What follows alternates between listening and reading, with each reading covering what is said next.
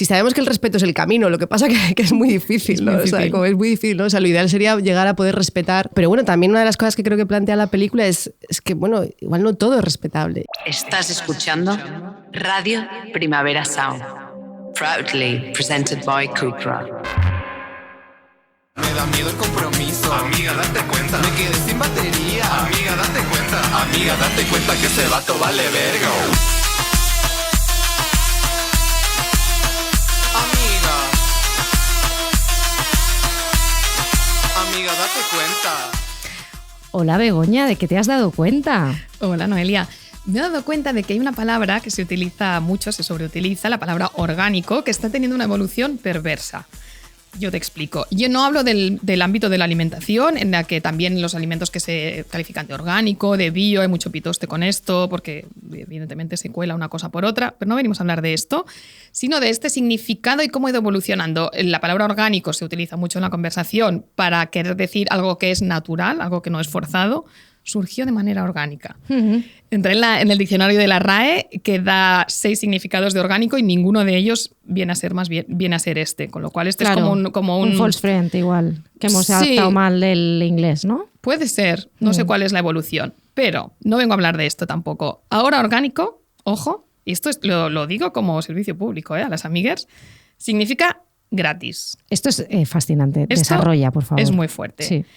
Todo esto viene del marketing, del mundo del marketing. En el mundo del marketing hace ya mucho tiempo que se habla del marketing orgánico. El marketing orgánico suele ser aquel que tú no tienes que pagar. Vale. Es decir, la publicidad, o sea, que sale se porque hace, sí. No, por el boca a oreja. Sí, sí. Exacto, porque sí, que tú no has tenido que invertir en medios para que se hable de esto, ¿no? Esto es el ideal, es lo que todo el mundo busca, claro. Vete a ver esa película que me ha encantado, ¿no? De manera orgánica. De manera orgánica. Te lo digo a ti. Me lo recomiendas. Sí. Exacto. A partir de ahí, por ejemplo, se está utilizando mucho ahora en el mundo de las influencers. Has visto que ha cambiado la legislación y que ellas tienen que, por fin, en España, hay que decir más claramente cuando algo es pagado o no, porque se camuflaba mucho esta información. Entonces, las agencias, cuando una influencer lleva una cosa de manera orgánica, sin que se le haya pagado por llevarla, vale. Igualmente las agencias y las marcas quieren sacar rédito de eso. Y de hecho sacan doble rédito. Entonces te envían un mail y te comunican, tal Pombo se puso ese bolso de manera orgánica. Vale. Quiere decir, la marca no le pagó por ponérselo encima. Vale. Aunque yo pensaba que todas esas fotos que a mí me llegan al mail no son orgánicas. Quiero decir que yo creo que está hay el paparazzi. grises. ¿Sabes? O sea, que como que ya han llamado al paparazzi para que vaya, ella ya sabe que está el paparazzi ahí, que se va a poner el bolsito de no sé quién, y luego te va a llegar el mail de Dua Lipa con fling fling en no sé dónde. Claro, y que quizá ese bolso no se lo han regalado exactamente o no le han pagado por llevarlo, pero sí que hay una colaboración con la marca anterior o sea, futura o pasada. No, eso está hablado. Yo creo que está hablado. Pues entonces no es orgánico. Bueno, claro, pero que el lo dicen, pero como que la performance lo parece, se pueden aprovechar de eso. Sí. Yo creo que siempre va a haber maneras de dar gato por liebre. Sí. El caso es que a partir de ahí, de este uso de la palabra orgánico que se parecería a gratis, hay gente que lo está utilizando para decirte que no te va a pagar. Bueno, esto es tremendo. Esto le pasó, y además te enseñé la prueba, documentos. Sí. Le pasó a una amiga nuestra, trabajadora precaria de la cultura, como todas nosotras, Geek Culture, que iba a hacer un trabajo y entonces puntual y preguntó, ¿cuál es la tarifa? Esto muchas veces se pregunta también en inglés porque así parece que te importa menos el dinero. ¿Cuál es el fee? ¿Qué fee hay previsto? ¿No? Sí. Y le contestaron, uy, no, habíamos pensado que lo hicieras de manera orgánica. Y dije, o sea, es muy fuerte la evolución del lenguaje. O sea, para decirte, habíamos pensado no pagarte, ya te están diciendo que lo hicieras de manera orgánica. Entonces, ojo, porque igual no estáis al tanto y no os quieren pagar en algo.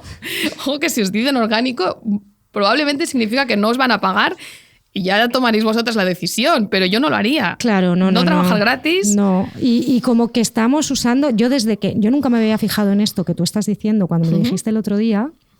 Y desde que me lo has dicho, lo estoy viendo en todas partes. Orgánico. Orgánico, o sea, muy fuerte. Hoy, mientras venía antes de quedarme sin batería en el tram, estaba haciendo scroll y me ha salido la partitura de Rosalía que ha colgado y que sus fans de manera orgánica.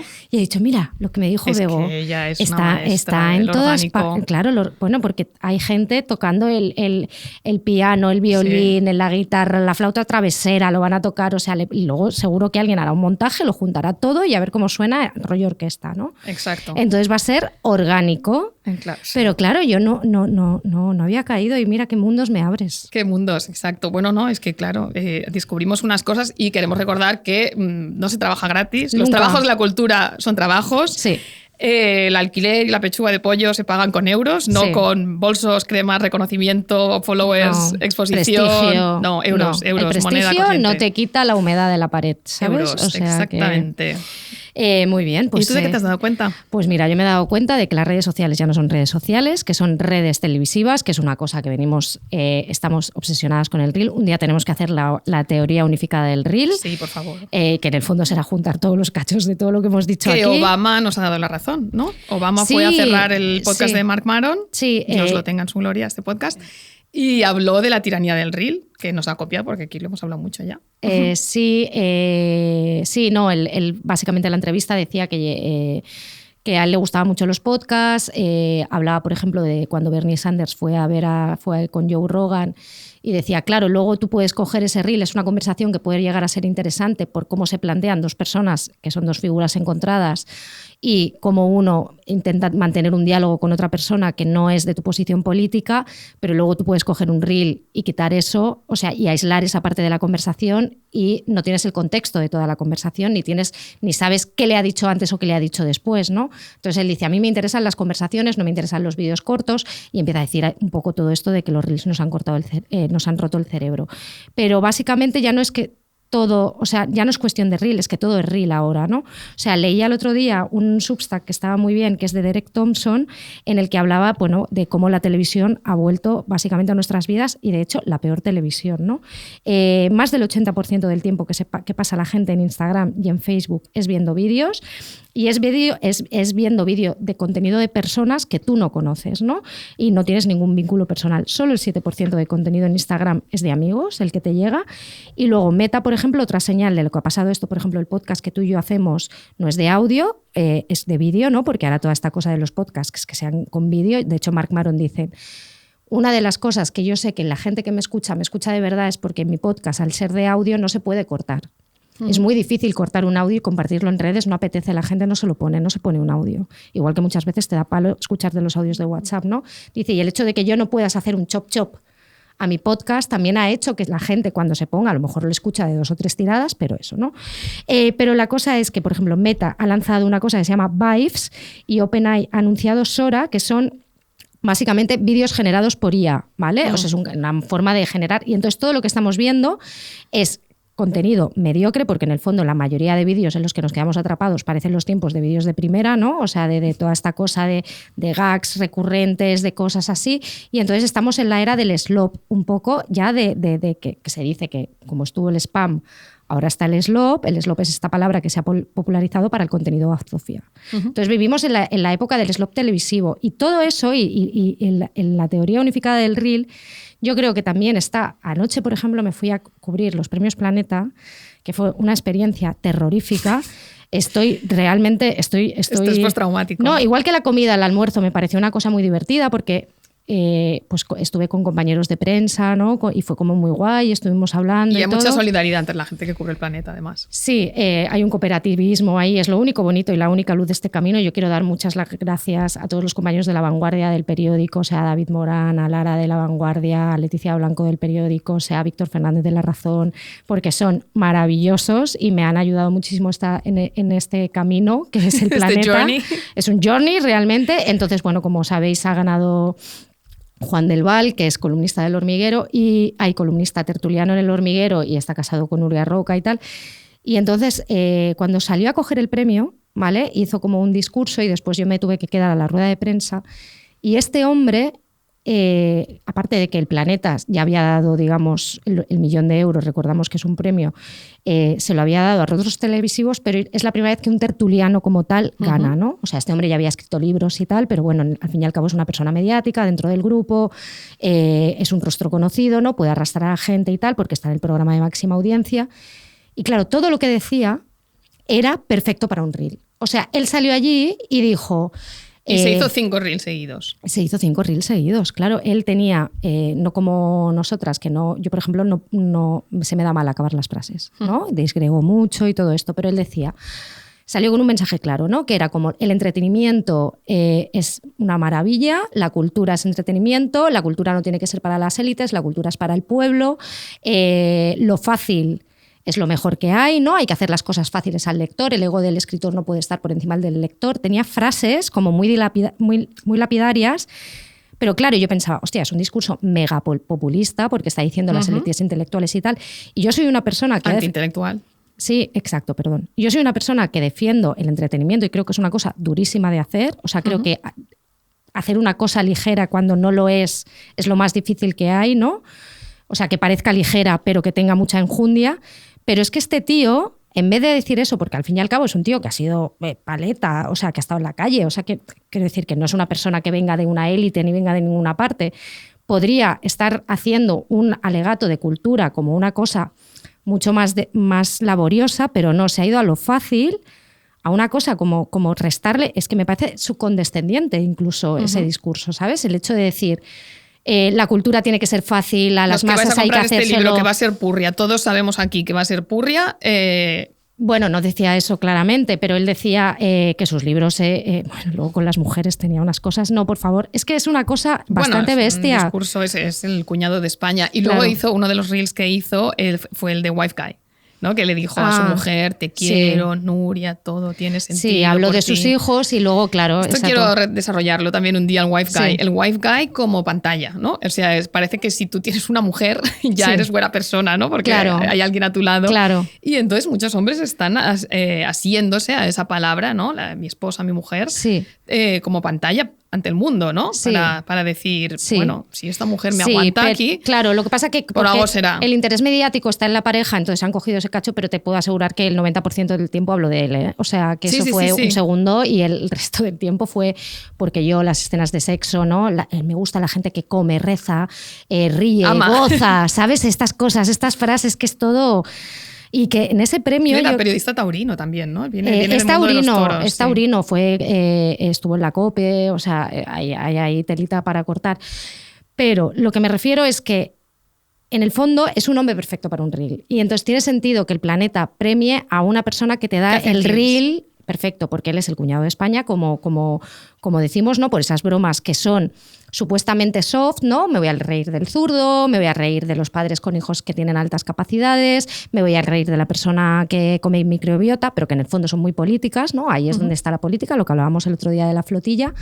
Entonces es muy paradigmático que la cultura, o sea, y muy de este tiempo, que la cultura premia a este tío. Y por otro lado, la finalista era una mujer que responde a un perfil de escritora también muy característico, que es una escritora muy bien pensante, buena, aferrada a un cierto tipo de valores. En todas las crónicas he leído la palabra gallega 8 veces en los 2 párrafos que le dedican. Gallega de Galicia, sus historias gallegamente narradas. Claro, y es muy significativo también. Porque ella toda su obra la ha querido Claro, allí. No quiero decir que eso signifique nada, sino que ella ha asumido, digamos, esa identidad, ¿no? Y se ha querido vender. Claro, porque ella reside allí. Pervirtiendo también la idea, ¿no? Ella reside allí, vive allí y todas sus historias pasan allí, ¿no? No es una persona que lo ponga en otro sitio. Pero es curioso, ¿no? Es más que curioso ver como la regresión, ¿no? Porque yo pensaba que con Beatriz Serrano el año pasado habían hecho un cambio bastante interesante, aunque era en el premio, o sea, aunque era la finalista, de premiar a una voz que cambiaba y a un tipo también de escritora distinta y todo. Y realmente hay una regresión, que es de lo que hablamos todo el día, que es que demuestra que el señor, ¿no? El cuñado y la escritora de toda la vida de Planeta. O sea, es que es eso. En fin, vaya chapa, perdón, eso nos hemos dado cuenta. Somos personitas. Somos personitas y personita es la Rosalía, porque hola, ¿qué tal? Este programa que vais a escuchar después de esto se grabó días antes de... Rosalía nos atropelló con su Cupra. Que Rosalía se casara con Dios. Antes de que Rosalía oficiase esa boda, nos hiciera saber a todos que se ha vestido de monja y que se ha apoderado de toda iconografía religiosa posible. Nosotras ya teníamos grabado este programa, que ahora lo veréis, va sobre monjas. Y llega Rosalía y nos hace esto. Y nos hace esto. Y nosotras que decíamos, ya para un programa que teníamos ahí en Neverita, entonces hemos decidido grabar esto como un disclaimer para decir, oye, nos hemos enterado de lo de la Rosy y tenemos que comentar. Sí. Y entonces solo venimos a hacer una puntualizaciones muy rápidas porque estamos un poco cansaditas también de todas las takes que hay con esto. Fíjate que ya hay fatiga de take y aún no ha salido el disco. Sí. ¿Cómo va a ser después? Porque estamos nosotras unos días antes de que salga grabando, entonces pues esto estamos ya... El nivel de arrimamiento a la sardina que está haciendo todo el mundo. Sí. Yo escribí esto sobre Simone Weil. Yo, fuerte. Hombre, todas es las normal. editorial, que es normal, todos los museos, eso forma parte de la nueva economía. O sea, la nueva economía de contenidos es la persona que más capitaliza atención, habla de algo y tú tienes algo por ahí que está medio relacionado y quieres aprovechar esa economía de la atención que capitaliza esa persona, ¿no? Entonces, Rosalía tiene una capacidad de atención masiva, entonces toda editorial posible y todo artista... O sea, yo recuerdo cuando Taylor Swift sacó el disco, que la Tate sacó su cuadro de Ofelia, que es el cuadro más famoso que hay, ¿sabes? Y dices, no te hacía falta, cariño, todo el mundo sabe que tienes este cuadro. Pero con Rosalía, por ejemplo, pues ha habido editoriales que han aprovechado tesis que tienen relacionadas con el misticismo y todo esto y lo sacan porque dicen, claro, aprovechando que esto pasa... Hizo también un slide de monjas. Filming, en fin, el mundo del take está desatado. Todo. Bueno, ya veremos, ¿no? Y también hay mucho debate y mucha discusión, porque por si esto implica también, de hecho, mucha gente nos haya tagueado por el tema de derechizades y vuelta a la reacción, como conectando esto de Rosalía y esta espiritualidad de Rosalía y esta cercanía suya al cristianismo, al catolicismo, ella llorando en Montserrat cuando los escolanets le cantan el Virulai, con la derechización.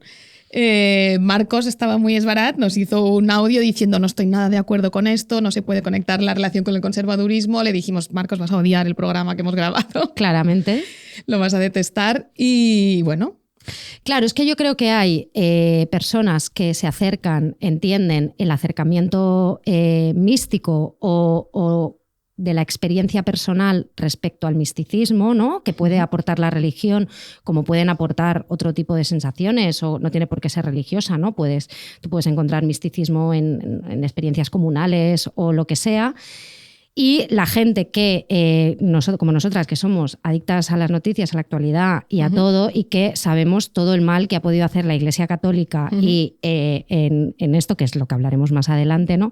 Y que nos hace ser escépticas respecto a esta cosa de aislar el misticismo para tu uso propio. En el fondo, lo que ha hecho Rosalía... Especialmente cuando no está hablando de una espiritualidad en abstracto, sino de la cosa católica. Sí, exacto. Ella ha cogido católica, la iconografía religiosa católica y todo, ¿no? O sea, desde la monja al crucifijo, a la cruz, ¿no? Esta cuenta que ha hecho de Hola Rosalía, ¿no? El tema de las escuchas con la cruz y todo eso.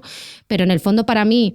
Yo quiero escuchar el disco, o sea, yo antes, todas las takes me parecen genial y creo que todo el mundo lo hace bien, aprovechando porque es la manera de... Porque si no, a lo mejor no hubiésemos llegado a ese post que escribió esa persona o a ese libro, ¿no? De repente ya lo miras con otros ojos.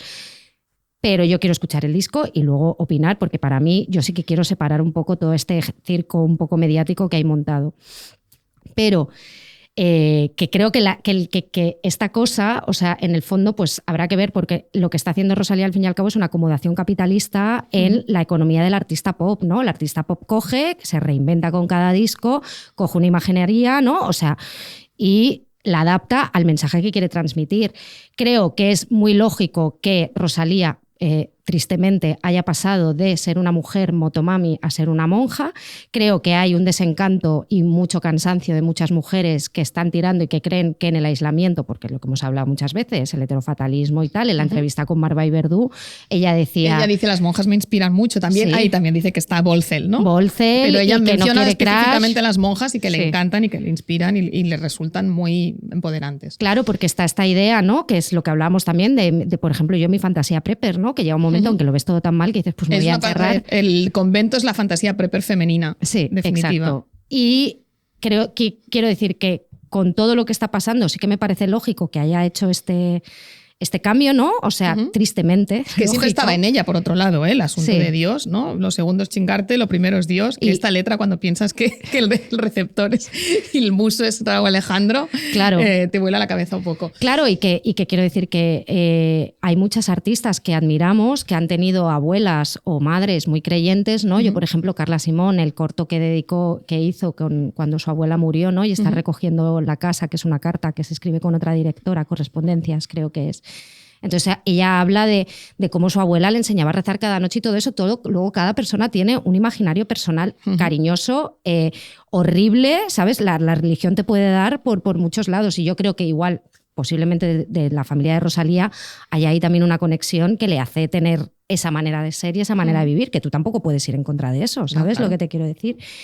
Pero que sí que me parece lógicamente triste esta deriva, ¿sabes? O sea, de esto, y que ahora pues que hayamos pasado, que en el fondo también nos quejábamos la década pasada de que el mensaje del feminist de Beyoncé fue un poco vacío, ¿no? Nos quejábamos de los lemas de las camisetas feministas, ¿no? De toda esta mercantilización, porque al final lo que hace el mercado es acomodarlo y hacerlo de una manera que no sea ni transgresor, ni rompa, ni ponga en cuestión ningún pilar, ¿no? Y bueno, pero yo quiero escuchar el disco. O sea, yo es que estoy ahí. Escucharemos y lo sobreanalizaremos. Pero digo, Rosalía, chica, podrías haber sacado a La Monja 2 días antes de que grabásemos. Por favor, es que nos hubiese venido fenomenal. Pero bueno, estamos aquí, que vamos a grabar otro programa. Ahora apareceremos con otra ropa y otros peinados. Sí. Y en el vídeo. La magia de la radio. La magia de la radio. Y nada, pues eso, esperamos que os guste este programa, que es fantástico, y además tenemos una invitada increíble. Increíble.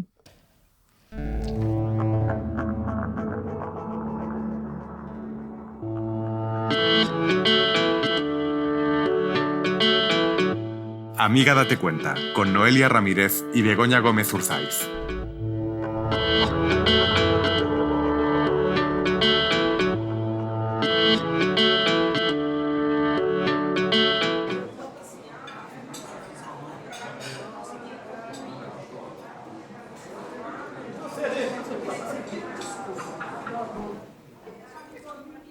Noelia, ¿me pasas el pan?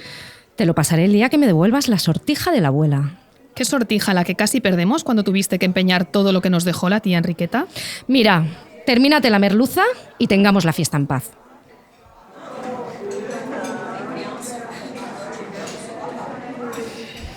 Radioteatro, lo que nos faltaba, amiga. Nos hemos puesto súper nerviosas. Súper nerviosas con nuestro momento interpretativo. Nancy Tuñón ha dicho Rob Román. Que vamos a tener aquí, que lo tenemos a los mandos, que estábamos y André Ignat está en las cámaras y con Albert. Y madre mía, de verdad, o sea, me encanta, quiero hacer más esto. Sí, hagámoslo más. Más teatrillo, pero bueno. Más teatrillo. ¿Por qué hemos hecho esto? Porque vamos a hablar de un tipo de escena que nos encanta, que es muy frecuente en el cine, en el audiovisual, porque da muchísimo juego, que es la escena de mesa, de comida alrededor de una mesa. Sí, y específicamente la comida familiar. La comida familiar. Las comidas familiares, también fuera de la ficción, son el teatro perfecto, la puesta en escena ideal para que salgan a la luz todas las tensiones bilaterales y multilaterales que subyacen entre los personajes, esos miembros de la familia que están ahí reunidos, sentados, cada uno con su papel, ¿no? Las alianzas, las rencillas, todo lo que subyace, todo eso, de repente se pone literalmente sobre la mesa. Dice Begoña que siempre hay alguien que menciona la comida en cada comida familiar. Siempre. Y felicita a la cocinera. Claro. Sí, que es como una manera de cuando está todo, bueno, vamos a decir, qué bien lo ha hecho fulanito, qué bien lo ha hecho, fulanita. Tal. O cuando tienes que cambiar el tema porque algo se está poniendo tenso, pues de repente las albóndigas están estupendas, ¿no? Sí. Es como... La comida sirve para aliviar... Claro, para bajar la tensión o para subirla, ¿no? O sea, porque puedes hacer un comentario allí de, otra vez la tortilla, mira... ¿Qué? No lo voy a contar esto. No, vale. No, mejor no. Correcto, pero bueno, a veces las comidas contienen mucha tensión que cuando sales dices se podía cortar con un cuchillo, y a veces las comidas explotan familiares, ¿no? Claro, todo el mundo tendrá en la cabeza seguramente el capítulo Fishes de la segunda temporada de The Bear, que aquello acaba con un coche empotrado en el salón. Sí, en la cena de Nochebuena de los Barsato. De los Versato, aquello, vamos, bueno, con los Seven Fishes, tanta comida, el horno, las lubinas en el horno, aquello que la ellas... madre el vino ahí rebosante, manchándolo todo. Bueno, esa comida es de las últimas más tremenda. Pero ¿por qué estamos hablando de esto? ¿No? ¿Por qué de repente hemos dicho en un teatrillo aquí de comida familiar? Porque es de lo que venimos a hablar hoy. Porque luego tendremos una invitada que nos ha hecho mucha ilusión. Nos hace mucha ilusión. Hace mucha ilusión. A Lauda Ruiz de Azúa, que viene con su concha debajo del brazo, su concha de oro, por los domingos. Sí. Y en su peli, que como sabéis seguramente va sobre el proceso de discernimiento por el que está pasando una chica, una adolescente de Bilbao, que ha recibido la llamada de la fe y está pensando en meterse a monja. En su película hay 3 comidas familiares, hay varias comidas familiares que vertebran bastante la película. Son estas comidas de los domingos. Los domingos, la comida de los domingos. Sí, además ella tiene una frase muy buena, Laura, que dice: los domingos son un día dramático. Es que es un día dramático. Son un día dramático. Y a partir de ahí hemos pensado en todo su cine, en realidad, y en su serie hay comidas familiares, las había también en 5 lobitos. Sí, es que nos fascinan las comidas familiares. Buena vasca, sí. Y es un tipo de escena que da muchísimo juego. Claro, nosotras hemos traído aquí a la superioridad vasca, que es lo que decimos siempre, ¿no? O sea, es que un poquito... tenemos un fetiche, tenemos yo un creo. fetiche con lo vasco. Además, yo tengo Basque Passing. Sí, tú, yo tengo Begoña Aránzazu. Mi fake nombre es Begoña Aránzazu. No me llamo así en realidad, pero vamos, podría. Sí. Tenemos una cosa casi Sabino Arana de creer en la superioridad vasca, en que los vascos lo hacen todo mejor. El otro día estaba hablando con mi amiga Silvia. Las vascas lo hacen todo. Las vascas mejor, lo hacen por supuesto. todo, escriben, filman, todo lo que hagan me interesa. Todo Voy lo a hacen estar bien. ahí. El otro día hablaba con Silvia, que venía de ver Más Palomas, y dice: ¿qué es vascos? Todo fan bé, ¿no? Exacto. Claro, es que todo lo hacen bien. Todo lo hacen bien, ¿no? Ese es el tema. Sí, pues en los domingos hay muchas comidas, hay 3 comidas de domingo bastante heavies que nos dejaron ahí marcaditas, ¿no? 2 en un comedor familiar y una en un restaurante que es propiedad de uno de los miembros de la familia, en la que transcurre lo que tú llamaste la comunión más triste de la historia. Claro, porque es que ahí también se ven las diferencias es que a mí me encanta el cine cuando a veces o sea, el Estado español, que tiene todas estas comunidades autónomas y formas de ver el mundo tan Te está grandes. quedando muy Pedro Sánchez este momento. Ya, me está encantando. Pero es que tú ves una comunión andaluza, ¿sabes? Claro. Y dices, madre mía, la que se va a liar. Probablemente pasan 8 secuencias, es los Barsato a lo bestia, claro. ¿no? Porque yo... Depende de dónde, claro. Claro, socialmente, geográficamente. Claro, yo, las comuniones de mi familia, que somos 16 primos hermanos, claro. pues claro, tú imagínate, 16 primos hermanos, más los amigos del colegio, más no sé quién, más el otro, el fulanito, el meganito y tal, eran salones llenos de gente que eran bodas, y aquello era un desfase. O sea, yo en las comuniones me lo he pasado teta, menos en la mía, porque yo lo pasé fatal. No me sabía nada, estaba en la comunión y movía la boca, porque la hice con mi hermana. Cuando te tocaba cantar las movidas, yo no me sabía nada. Yo estaba allí. Te adelantaron para hacerla con tu hermana. Te adelantaron, la hiciste más pequeña. Claro, la hice primero de GB, primero o segundo, era muy pequeñita. Entonces yo iba allí porque yo quería el vestido, bueno, que es una conversación que hay en la película. Yo la hice por los regalos, yo la hice por tal. Claro. Yo la hice por los regalos, pero no tenía los regalos que tenía el resto de gente, no los tuve, no tuve consola, no tuve nada de nada. No, tuve la espada que te daban en el restaurante para cortar mira. la de esto, pero quiero decir que me pareció como cuando lo vi, digo, pues qué tristeza. No, estas muy sobrias, son el núcleo familiar, sí, ¿no? Tristeza. La niña, su padre, sus 2 hermanas, su abuela y sus tíos. Que es como la comida del domingo en el restaurante. Trasladada, sí, pero que está muy bien también esa comida. Sí, está estupenda. Muchísima información se extrae ahí. Sí, entonces decíamos que Alauda rueda los interiores porque también es una cosa que nos fascina como Bergman. Como Bergman. Ella es la Bergman de los interiores. O sea, hay una de estas comidas, en la parte de la sobremesa, que la niña protagonista está teniendo una conversación con su tío y entonces se intuye todo ese salón familiar, el salón de la abuela, en el fondo, con distintos planos, con otros 2 planos, los niños pequeños están pintando, los otros están en el fondo todavía sentados en la mesa. Claro. Aquello es la sobremesa. Es que en la sobremesa también pasan muchas cosas, claro. ¿No? Porque decimos, ¿quién se queda en la mesa? ¿De qué temas se hablan los que se quedan en la mesa haciendo la sobremesa? Claro. Y quiénes se apartan. ¿No? Hay un nivel de poder. En la sobremesa, en la mesa se quedan los que llevan el cotarro y el resto ya puede irse las mujeres recogen, que se habla en la cocina, que siempre es el lugar secundario. Claro, y el resto ya dirimen ahí sus cositas y los outsiders incluso pueden cuestionar a los que están en la mesa estando fuera de la mesa, ¿no? O sea, es un espacio en el que se puede ver ahí esas disidencias que puede haber dentro de las familias. Fascinante.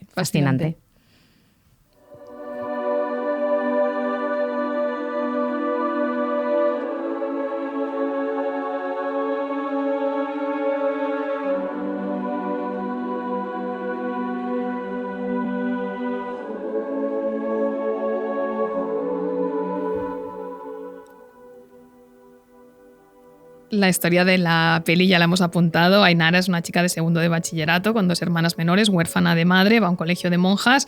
La peli empieza con un retiro espiritual obligatorio que tienen todos en el colegio, chicos y chicas. Pero para ella no es una excursión, unas colonias, ni una excusa para liar la parda por la noche en las literas. Para ella sí que significa algo, porque ella siente algo especial cuando va a este lugar, a este convento de una orden ficticia de las Betinas, y se encuentra con esta madre Isabel, que es Nagore Aramburu, la que vimos haciendo de mujer que había sufrido violación dentro del matrimonio en Querer, con esa sonrisa de monja, que solo se puede definir como beatífica terrorífica. Terrorífica, de verdad, que putilla es esa. Sabe más. Y qué sabe más que el mal, qué tranquila. Sabe más que nadie. Sí, tu padre habla poco, tu tía tiene carácter. O sea, es que tengo carácter.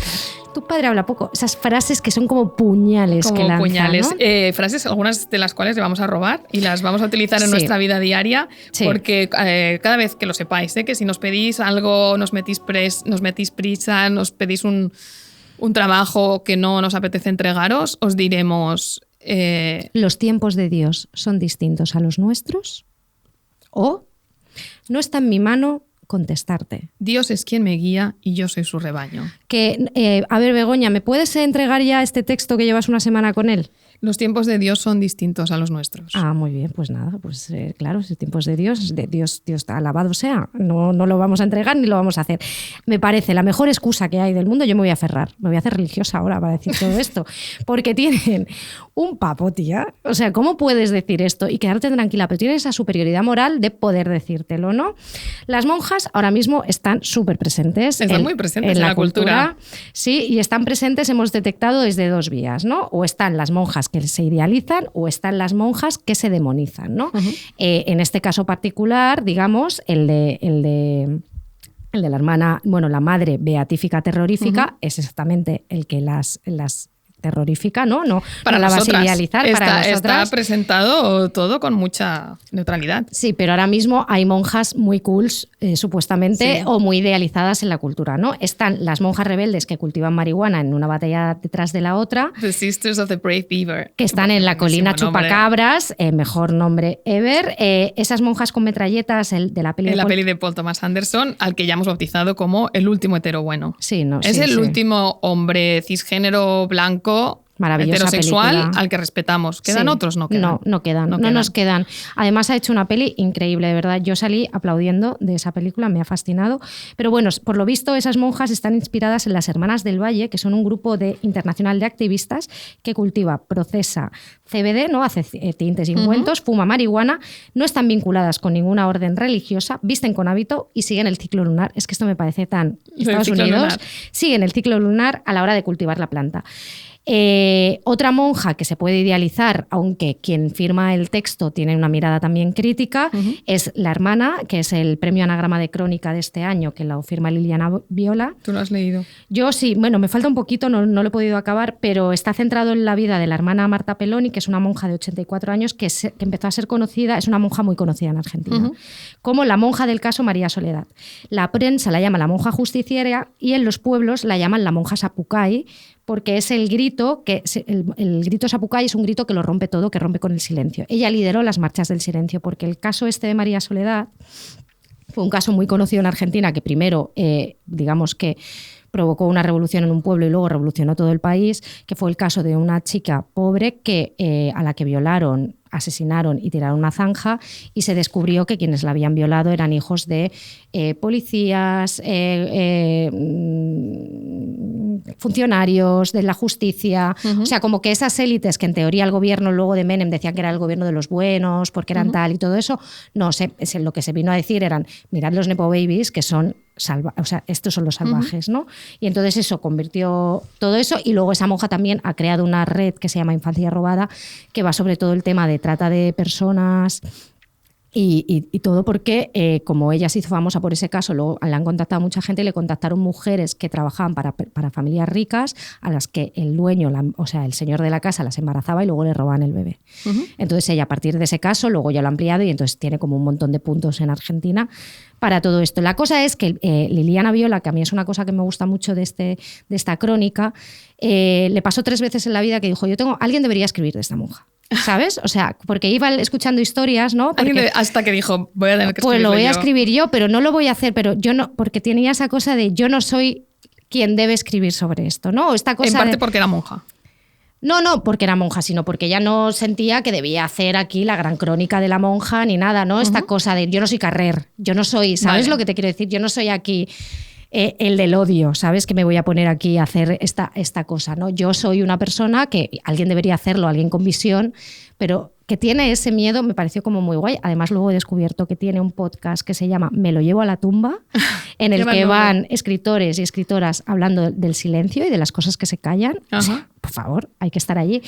Pero bueno, que es una historia muy interesante. Entonces, estas son un poco las monjas guays que hay. Luego están las monjas diabólicas. Luego están las monjas diabólicas, que decir que a mí me interesan más. Ahora mismo está en cartelera, aparte de los domingos, hace unas semanas se estrenó Small Things Like This, que no la hemos visto, con nuestro amigo Cillian Murphy. Sí. Está basado en una novela... Más el que mejor cae de internet ahora, ¿no? Sí. Probablemente hasta que diga algo que no guste, pero ahora mismo cae fenomenal. Como Paul Thomas Anderson, el día que la cague, el día que haga que se descubra algo, que deje a Maya Rudolph por una... randoma de 27 años. ¿Qué puede pasar? ¿Y qué puede pasar? Y yo también lo digo, él y Tom Hanks. Si se cae Tom Hanks también... A mí Tom Hanks me da un poco más igual. Ah, pues a mí me cae muy bien. ¿Sí? Bueno, el caso Small Things Like This, que es una adaptación de una novela que yo siempre he querido leer y no he leído, de Claire Keegan, me parece que está editada por Minúscula aquí. El personaje de Murphy es el carbonero que les vende el carbón a estas monjas zorrísimas que se encargaron durante décadas de maltratar y torturar a las mujeres descarriadas en Irlanda y muchas veces de traficar con sus bebés. Todo esto viene del caso de las hermanas de la Magdalena Sisters, que se empezó a investigar en la vida real también a partir de una peli de 2002, la peli de Peter Mullan. Exacto, la peli removió muchísimo este tema y a partir de ahí empezaron a trabajar sobre ello muchos periodistas en Irlanda y la cosa terminó con algunas indemnizaciones económicas a las pocas mujeres, que eran ya pocas, 600 solas, que seguían vivas, que habían sido víctimas de este sistema terrorífico que se sostuvo durante muchísimo tiempo, desde 1922 hasta 1996. Terrible, y también te digo una cosa, qué buenos aquellos tiempos en los que tú hacías una peli o alguien hacía un reportaje. Y pasaba algo. Ahora tú puedes sacar un scoop, no tía, porque es que antes la atención estaba dirigida todo en un punto, pero ahora tú puedes sacar el scoop de tu vida, difuso, que en tu algoritmo y tal va a quedar, aparte hay tal aceleración que es que ya no tienen esos impactos. Entonces, probablemente si Peter Mullan hace la peli ahora, no hubiese pasado lo que ha pasado, fíjate, yo creo, ¿eh? Puede ser. Qué pena. Bueno, sigue. Porque mira ahora todo lo que hemos sacado de todos los podcasts y todo lo que se ha hecho del patronato de la mujer y de las monjas que colaboraban. Y no tal. Ha terminado en indemnizaciones a las mujeres que siguen vivas y que deben. Y se han hecho 8.000 artículos, o sea, a raíz del podcast de Eso no se habla y de varios libros. Pues es que no se ha hecho nada. Bueno, sí, perdón. Estabas mencionando el patronato de la mujer. También podríamos mencionar a, ¿cómo se llamaban estas monjas que llevaban las cárceles durante el franquismo? ¿Las que estaban en la Trini? Sí.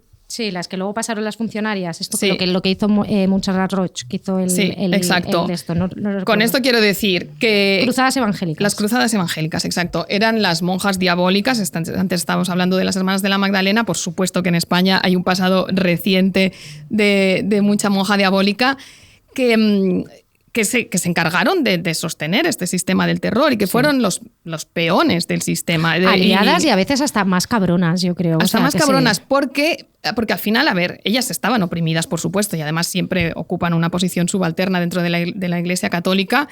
Pero a veces es que el oprimido es el peor opresor. Quiero decir, totalmente. Esto es como la figura del sargento chusquero. Quizá quien va a ejercer peor la crueldad no va a ser el general o el almirante, sino el sargento que está en esa posición, que es solo un poco superior al cabo raso, como se llame, pero ha sido imbuido de cierto poder y puede replicar esa crueldad que a su vez ejercieron contra él. Entonces, la monja para mí representa esto. Y yo vengo a acusar aquí a toda una generación. No, yo creo que es una cosa muy millennial mal. Ahora se está utilizando mucho el adjetivo millennial como una cosa negativa, ¿no? El millennial cringe, de repente Taylor Swift representa todo lo malo de la cultura millennial.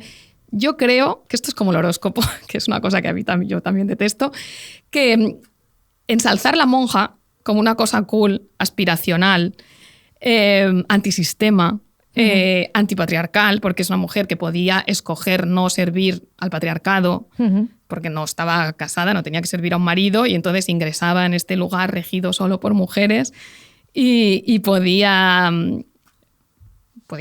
funcionar, digamos, al margen del patriarcado. Es una lectura que puede existir sobre el hecho monjil. La respeto. La respeto. Después hablaremos sobre esto, sobre esta frase... No creo, pero respeto, ¿no? Sí. Que siempre tenemos que pronunciar los ateos.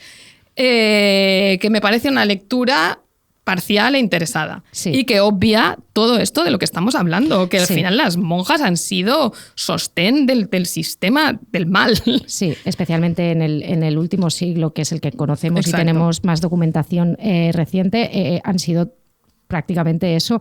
Y además yo creo que en esta idealización de la monja que hay, que yo creo que tiene mucho que ver con toda la cultura del self-care, toda la cultura del wellness y toda esta cosa de yo encontrarme a mí misma, la cosa y tal, y el patriarcado a lo mejor me ha hecho daño, y con mis amigas, ¿no? Las monjitas y yo seremos mis amigas y haremos estas cosas y tal.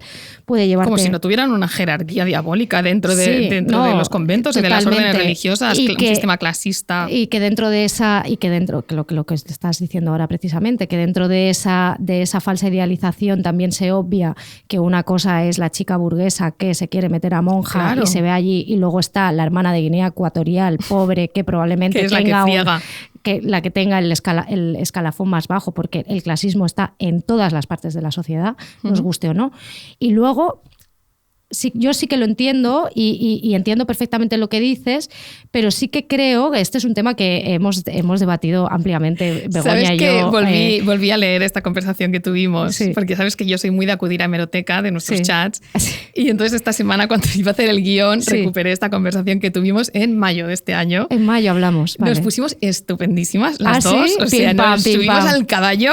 Estaba Alex también en este chat. Que Alex también es crítico. Es muy crítico, estaba en mi bando en este caso, pero disfrutó mucho de esto y dijo que teníamos que hacer una amiga date cuenta y una amiga disidencia sobre las monjas, porque ahí tú adoptaste una posición más pro-monjil. Bueno, yo creo que también por cosas culturales que yo he consumido y como momentos también en los que creo que sí que son mujeres, la mayor parte de veces las mujeres que han podido escapar del patriarcado, ya sea porque fueran mujeres lesbianas, porque no querían verse condenadas a estar casada, a tener un marido y tal, y tú pensabas, esto pasa por ejemplo en el libro de Liliana Viola, la monja en sí es hija de un veterinario militar, y ella en el fondo pensaba, mira, si me meto a monja ni me caso, ni tengo que responder a un hombre, ni tengo que hacer cosas, encima puedo ir por los pueblos, puedo hablar con gente, tengo acceso a bibliotecas, tengo acceso a cultura. Hostia, pues me parece una cosa interesante, pero que creo que sí que ha sido puntos de resistencia de género que han estado ahí, que no se pueden negar. O sea, quiero decir que dentro de todo eso, o sea, no es que sea o blanco o negro, ¿no? Yo recordaba mucho, hay unos libros de culto que yo en su día incluso me planteé comprarme, que uno Yo no los conocía y me parece fascinante. Que están súper caros en Wallapop porque se editaron en España como en los años 80, ¿no? Y, por ejemplo, está Monjas lesbianas, se rompe el silencio, lo llegó a publicar en 1985 Seix Barral y estaba escrito... Con ese título es que es clickbait antes del clickbait, ¿no? Monjas lesbianas. Y además la portada es la foto de una monja sonriendo, es increíble. Entonces está... La mar de contenta. La mar de contenta. Está escrito por 50 monjas sobre cómo durante años ellas subvirtieron las normas follando entre ellas dentro de los muros de la institución católica, ¿no? Es un clásico esto, que cotiza muy alto y tiene frases increíbles como esta, ¿no? Porque en Pícara han salido artículos, tal. Yo he llegado siempre a través de compañeras periodistas también que han escrito sobre esto, ¿no? Y Almudena Ábalos también y yo hemos hablado mucho de este libro. ¿Cuántas mujeres de mi generación nos hicimos monjas porque ya éramos lesbianas? Quería encontrar a mis hermanas lesbianas que habían entrado en el convento no solo como respuesta a la llamada de Dios, sino como refugio contra la heterosexualidad, el matrimonio católico y la agobiante maternidad. Y esto, hay otro libro también que se llama Afectos vergonzosos, de Sor Benedetta, entre santa y lesbiana, que está escrito por una profesora de historia de la Universidad de Stanford, Judith C. Brown, que también es de los 80 y está editado en los 80. En los 80 hubo un furor monjil total, ¿no? Veo en España, se hicieron aquí tal, y habla, ¿no?, de de las visiones y pretendidos milagros de Benedicta Carlini, la abadesa del convento de la Madre de Dios de Pescia, que también tuvo relaciones sexuales con monjas, ¿no?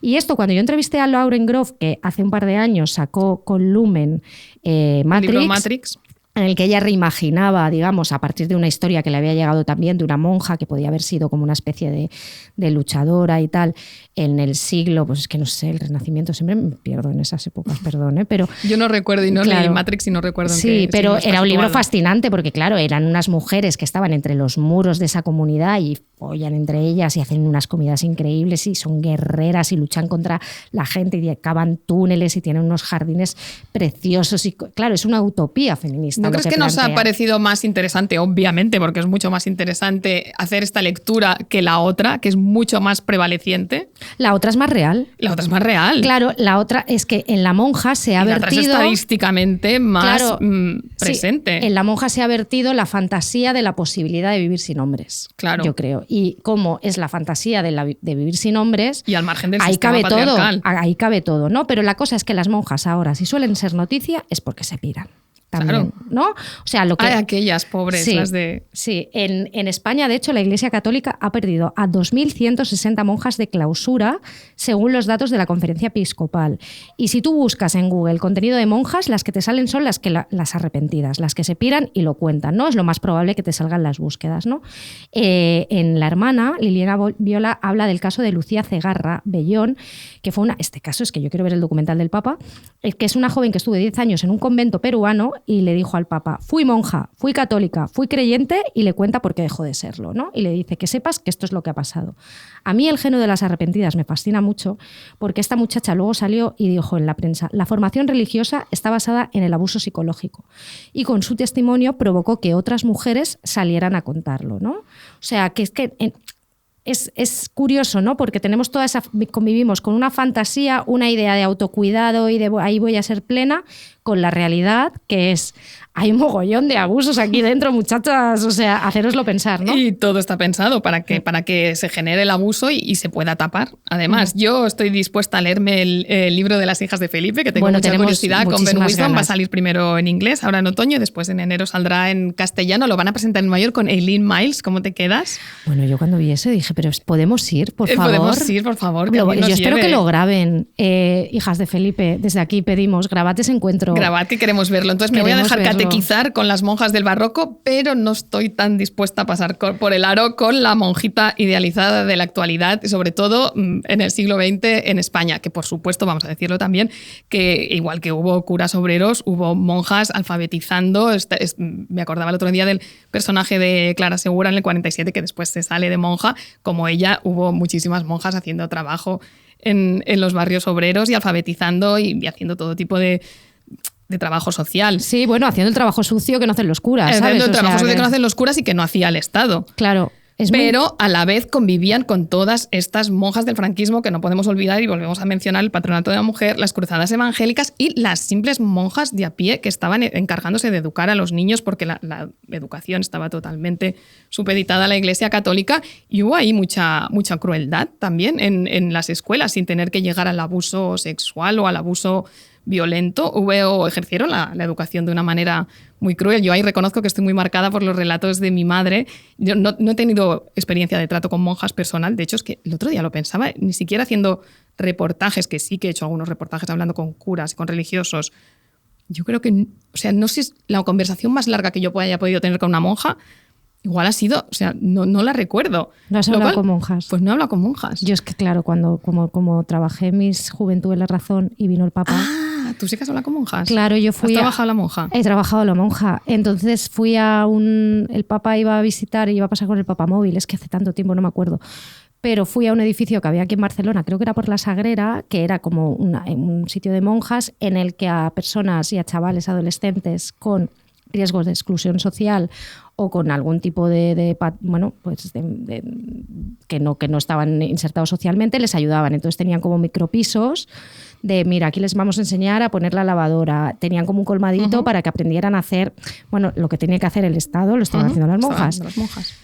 Pero sí, bien, pero yo, a mí nunca me han, en el trato, así, nunca me daba como Caliú, ¿sabes? O sea, como qué interesante este mundo era. Ir, vale, guay, me piro. Ir, pirarse. Sí. Pues yo te decía que no tengo experiencia propia de mucho trato con monjas, pero estoy muy imbuida por los relatos maternos. Mi madre sí que fue a un colegio de monjas, como tantas mujeres de esa época, un colegio de monjas bastante pijo, de provincias, con unas monjas que tenían en sí mismo un sistema muy clasista. Y además ella lo veía con sus ojos de niña, ¿no? Y me lo explicaba. Las monjas que tenían dote, que eran ricas y eran las que se encargaban de dar las clases, o la madre superior a las que mandaban. O sea, dentro del propio colegio había clases de monjas. Clases de monjas. Y las monjas legas, las que no tenían dote, las que eran pobres, y entonces esas fregaban, hacían todas las tareas y daban de comer, y eso, claro, mi madre era espabilada y lo veía. Claro. Y ella sí que me hizo muchos relatos de la crueldad con la que la trataron. Ella no era la niña ideal, ellas hacían muchas distinciones entre unas niñas y otras, no solo por su origen social, también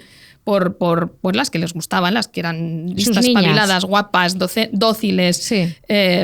Tal y como, bueno, que se ceñían al código que ellas querían. Mi madre no estaba ahí y lo pasó fatal. Y yo a veces pienso, o sea, ella, aparte de que no es creyente, estaba claro que no nos iban a escolarizar en un colegio religioso, pero es que yo creo que hubiera preferido dejarnos analfabetas o hacernos homeschooling antes de llevarnos a un colegio de monjas por una cuestión visceral personal de reacción. Claro, es que no tuvo un buen, tuvo una infancia dura en un colegio de monjas. Sí, y es curioso, ¿no? Y es curioso también mucho, a mí me choca mucho la gente que se ha educado con la educación pública, ¿no? Y de repente cree que si lleva a sus hijos a un colegio de monjas será mejor. Sí, esto es una cosa fascinante. Me peta el cerebro cada vez que pasa, ¿no? O sea, no entiendo. Creo que las comunidades autónomas también difieren mucho y todo, y que son universos muy particulares, pero de todas maneras me sorprende. Las comunidades autónomas y las órdenes religiosas. Ahora se da, bueno, yo estoy más metida en el tema educativo, una cuestión obvia porque tengo hijos y porque es un tema que me interesa mucho y leo mucho sobre ello. Ahora hay muchos colegios religiosos que están en crisis, que no están llenando las aulas porque hay menos niños. Entonces, las órdenes que están, y porque hay menos personas creyentes interesadas en este modelo educativo, las órdenes religiosas cuyos colegios están funcionando bien, es porque están aplicando un marketing del copón. Sí, ¿no? Claro, y se venden de una manera o de otra. De repente los jesuitas, claro, pues siempre han tenido esta tradición educativa, pero ahora parece que se han inventado la pedagogía ellos solos, ¿no? Y entonces hay unas... claro, o sea, no es lo mismo. Una jerga ahora claro, ¿no? Y que no es lo mismo jesuitas que dominicas, que Sagrado Corazón, y se está produciendo una especie de ranking de coolness, o sea, hay órdenes que están sobreviviendo bien y sus colegios están sobreviviendo bien, y también tiene que ver, obviamente, con el código postal, dónde están situados, qué edificios tienen, o sea, pedazo de edificios que tiene esta gente en colegios concertados, amiga, que pagamos tú y yo para que tengan allí unas piscinas. Los maristas de mi barrio tienen una piscina debajo del convento, allí en pleno Passeig Sant Joan hay una piscina. ¿Ah, sí? ¿No sabías? Oye, pero esto que la abran al público, vámonos a bañar. ¿No? Pues ahí la tienen los maristas. Fíjate. Pagados con nuestro dinero. Cosa. Entonces pongamos contexto. Entonces hay un ranking ahora mismo y están sobreviviendo las que aplican bien el marketing y el branding, como todo. Claro, sí. Bueno, pues eso, antes de pensar que mira las monjitas, qué majas, ¿no? A mí me sale contenido de monjitas, te he dicho, a veces en Instagram. Te salen monjitas, a mí de jóvenes religiosos, ya sabes. Sí, no, a mí alguna monjita me ha salido así como, pues hemos hecho estas galletas. Hay no una, sé qué. no te la envié yo, una que hacía como cosas de humor. Sí. La de la hermana, es buenísimo ese vídeo. La de la hermana mayor. Cuando te peleas con tu hermana. Con tu hermana mayor. Y claro, Begoña y yo tenemos hermana mayor y nos pasamos contenido de hermanas mayores. Claro. Y fue como, ¡ay! Y la monja muy chistosa. Y luego era una broma religiosa. Sí. O sea, tampoco tenía mucha gracia, pero bueno. Tenía su chiste. A ver si lo encontramos y lo colgamos, que estamos aquí hablando de un meme sin explicarlo. Sin decir nada. Bueno, pues eso, pongamos contexto, por favor, amiguers. O sea, que contexto entre la fantasía monja y la realidad hay un abismo.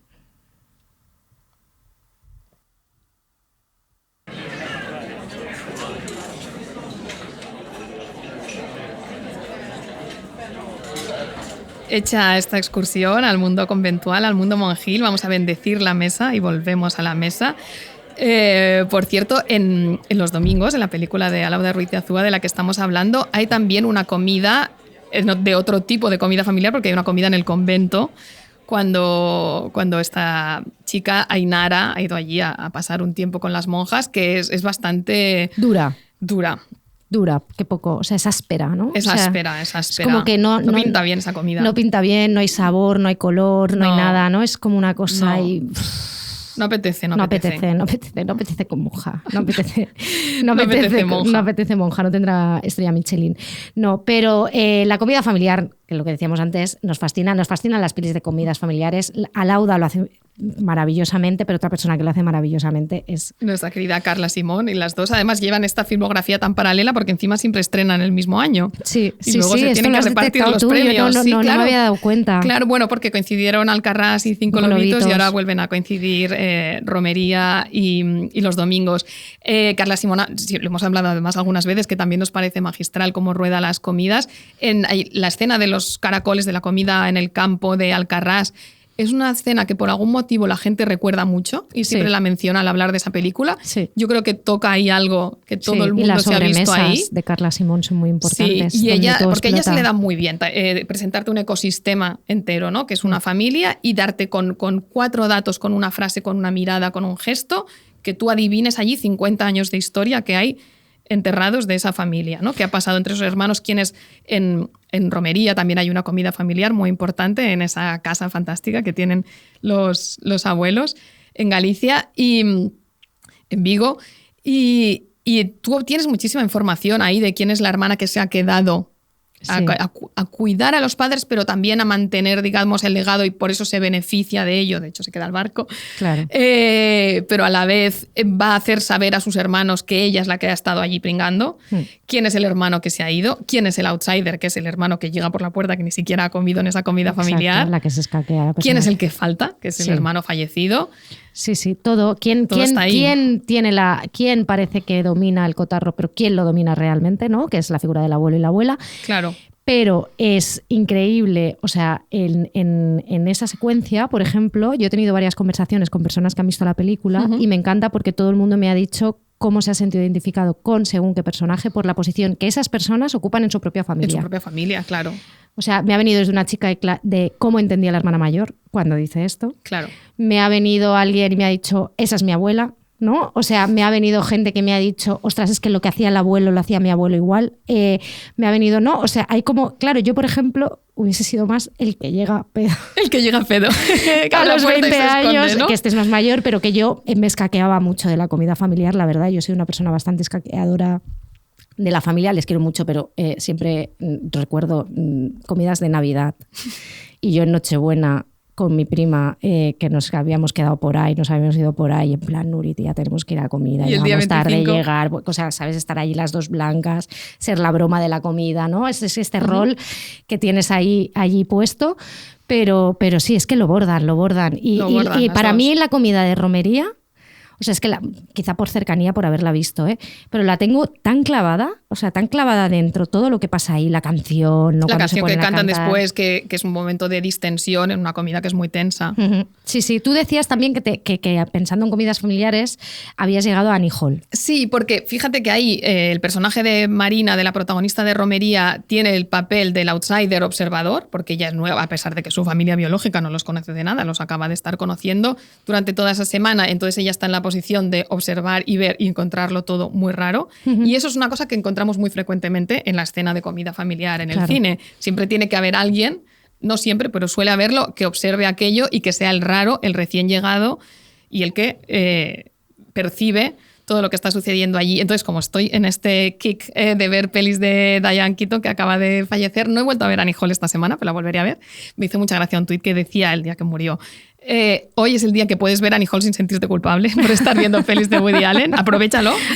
Expira en 24 horas. Se te acaba el esto. Exacto. En Annie Hall recuerda que cuando él va a conocer a la familia de ella, que son estos WASP total, son estos blancos protestantes cristianos, y él tiene este aspecto de judío, y entonces él de repente Woody Allen se pinta a sí mismo como lo está viendo la familia, de repente está como un ultraortodoxo con los tirabuzones, claro, porque es la familia la que le está él los está encontrando a todos marcianísimos, ese hermano raro, la abuelita, pero es perfectamente consciente de lo marciano que le están encontrando a él también. Qué fuerte, que es que claro, es que cuando sales de tu burbuja y te metes en otra, sales de tu burbuja es lo que pasa. También me comentabas que Boyhood de Linklater también te Claro, porque ahí yo pensé en otro modelo, ahí yo pensé en la familia ensamblada, en este caso fatalmente ensamblada. Acuérdate cuando el personaje de Patricia Arquette se divorcia y se junta con ese hombre terrible, cristiano, asqueroso, que ella se lo toma como que voy a sentar la cabeza con este señor. Vale, sí. Y luego es un alcohólico violento que maltrata a sus hijos, maltrata a los hijos de su mujer. Y ahí hay sobre todo una escena de una comida muy tensa en la que él llega borracho y dice, sí, me voy a servir una copa aquí. Y entonces empieza a repartir. Están tanto Patricia Arquette, que es su mujer en ese momento, como los 4 niños que son son hermanastros que acaban de convertirse en hermanastros. Son 2 hijos de él, 2 hijos de ella.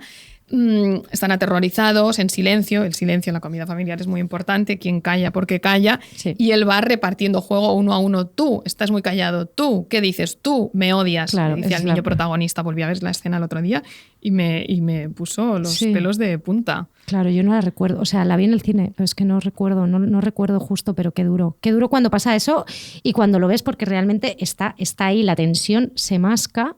Y una de las series favoritas. En las que más se come. En las que más se come. La comida es muy importante, familiar, laboral, de parejas. Todos los sentidos de familia. Todo el rato ahí, que Begoña, repito, ganó el concurso del Tour de los Sopranos Nueva York. Mira que ahora la tengo poco revisada, que Nueva Jersey. Perdón. Sí. Igual lo perdería, ¿eh? Sí, yo la volví, estoy como yo hago todo el rato revisiones. Tú eres muy buena revisando. Estoy en la tercera temporada, o sea, Christopher ya... Yo la he revisado varias veces, los he visto todos más de una vez. Ha matado a Pussy, estoy justo cuando matan a Pussy. Que es buenísimo, que es el capítulo de los sueños de Tony, que está delirando. Ah, sí. Me encantan los sueños en Los Soprano. A mí no, me son encantan. Mis capítulos menos favoritos. A mí me flipan, porque son súper linchianos. Sí, a mí me encantan. Es que a mí el mundo del sueño, ese umbral, me parece una cosa tan fascinante. Bueno, pues en Los Soprano pasa esto, Los ¿no? Soprano ¿Y se tus come favoritas muchísimo. son? A mí me gustan mucho, y hay pocas, ¿eh? Esto es un poco nicho. Son las comidas con los suegros de Tony, que es cuando Tony, que siempre manda... Siempre. De repente se ve subordinado y ninguneado, porque sus suegros, que son también italoamericanos, pero son de clase socialmente superior y se supone que tienen como más nivel educativo, el suegro era un constructor que estuvo en la marina, y la suegra tiene ese punto un poco snob, que siempre lo ningunea. Entonces están allí, y entonces tú ves que Tony, que es tan buen actor, el cabrón Gandolfini, está pensando, venís a mi casa, os coméis mi comida, y me tengo que aguantar que me tratéis de don nadie cuando yo he ganado más dinero que nadie. He dicho este casoplón. Sí. ¿Por qué? Porque soy mafioso, porque soy criminal, porque no soy médico, como tú querías que se casara tu hija con un médico, pero estáis aquí comiendo Miss City. Sí, es verdad. Y además son italoamericanos y se habla de la comida constantemente, se le da muchísima importancia a la comida. Sí, y luego a mí me gustan mucho también las escenas de los otros italoamericanos que están comiendo y siempre critican a los gángsters, ¿no? O sea, claro. Cuando come Melfi con sus amigos o con su familia, y entonces siempre critican, como saben que ella es la psiquiatra. Es la psiquiatra. Muy buenas también las comidas de Melfi, su pareja y los amigos. Claro, y como los tienen idealizados, los ningunean, pero a la vez les fascinan y a la vez saben que son la esencia de su cultura donde están viviendo, ¿no? O sea, el resto del mundo nos mira por culpa de ellos, pero a la vez no pueden dejar de mirarlos, ¿no? Es fascinante. Estoy pensando que la primera temporada también hay una escena que tiene un poco que ver con eso, porque va una ponente, una autora italoamericana, a hacer una charla a la iglesia, que la ha invitado el curita Paniaguado, amigo de Carmela. Que las pone jota todas y se come toda su comida. Entonces va esta speaker y les dice, no somos solo, y empieza a utilizar metáforas culinarias, no somos solo espagueti con albóndigas, también somos no sé cuántos con brócoli, ¿no? Como con referencias del norte de Inglaterra, que ellas se lo toman fatal, y todas las mujeres le riñen luego al curita, nos has traído a esta pava que ha venido a decir, no somos solo la cultura de la mafia. Claro. Chico, mírate a qué speakers te traes a la iglesia. Claro, y a mira club de dónde lectura estás. a la iglesia. Rick de Rum Curita, ¿quién te está pagando a ti la reforma de la iglesia? Bueno, es y que la ese catequesis. cura que aparece con las películas allí, cómo le gusta, odiaba al cura. Yo lo odio. Ya, pero era un gran personaje. Era un gran personaje entre ellas y todo. Luego el cine ha dado también grandes comidas familiares. Steven Spielberg, dices que las tiene. Sí, esto lo vi en varios sitios y es cierto, bueno, también es que tiene tantas pelis, pero como que es muy recurrente la escena de comida familiar en el cine de Spielberg y en el cine de Tim Burton. Entonces estaba pensando yo en Spielberg, algunas en las comidas bastante tristes que hay en E.T., en las que se nota la ausencia del padre, porque es esa familia en las que el divorcio es bastante reciente y entonces el hermano mayor ocupa la silla del padre. Sí, es verdad. Y Drew Barrymore y Elliot son como los niños y el hermano mayor está ocupando el lugar del padre. Es verdad, y ahí, claro, el sitting en la comida familiar es como muy importante, el lugar en el que ocupas. Y comen en bandejas. ¿No? Esa madre ocupada seguramente calienta la bandeja en el microondas. Sí. Que esto lo dice Rachel Kosk en su libro sobre el divorcio, ¿no? Que sus hijas y ellas pasaron de sentarse a la mesa después del divorcio, que comían en bandejas delante de la tele. Claro, y que era genial. La vergüenza y a la vez lo reivindica. Pero claro. La vergüenza dice, somos una familia imperfecta, ni siquiera nos sentamos a la mesa. Ay, Rachel, de verdad, pues es una maravilla comer en el sofá. Y mira, la novela de Sita Rubert es una cosa que hace la niña y que le flipa, que es con el padre divorciado, que comen en el sofá y se ponen y de guarradas y es como, es súper atípico, pero me encanta. Es porque verdad. Y luego llega la madre a Miami y les dice claro, es que yo recuerdo mucho o sea, que es como el tropo este que hay, que es como hijo o hija de persona divorciada que cuando le toca al padre, que es un poco desastrito, pues el padre hace pancakes para cenar, ¿no? Y es como aquí desayunamos el almuerzo porque todo esto es más divertido y tal. Y me parecía como súper divertido. En el fondo, cuando lo veía, no me parecía nada triste. O sea, yo no he vivido un divorcio, no sé. Claro, no pero sé desde el punto de vista de la madre, si se está currando darles avena a los niños o yo que sé, es consciente de una cuestión de obesidad, tal, le puede joder bastante que llegue el padre con sus pancakes y que le haga que dar de agua a fiestas. Claro, no, pero yo lo veo desde la mirada de hoy se come pancakes. Hoy se come pancakes, claro. Esto se da mucho en la vida real. Sí, ¿no? Esto pasa.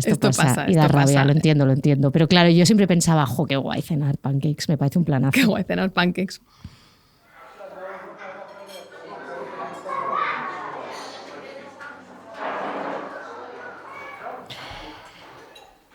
Cuando imaginábamos las comidas familiares que nos dan mucha conversación, Bego y yo tuvimos ahí una matraca de mensajes de novelas, ¿no? Y de todo esto. Yo pensaba mucho en la novela reciente del aniversario, que Bego además lo entrevistó y le presentó el libro aquí en Barcelona, en un acto en el que estaban todos los italianos de Barcelona. Madre mía, nunca había visto tanta gente en la librería Finestras, todos los italianos de Barcelona viendo a Andrea Baiani, que ha escrito esta novela que se llama El aniversario.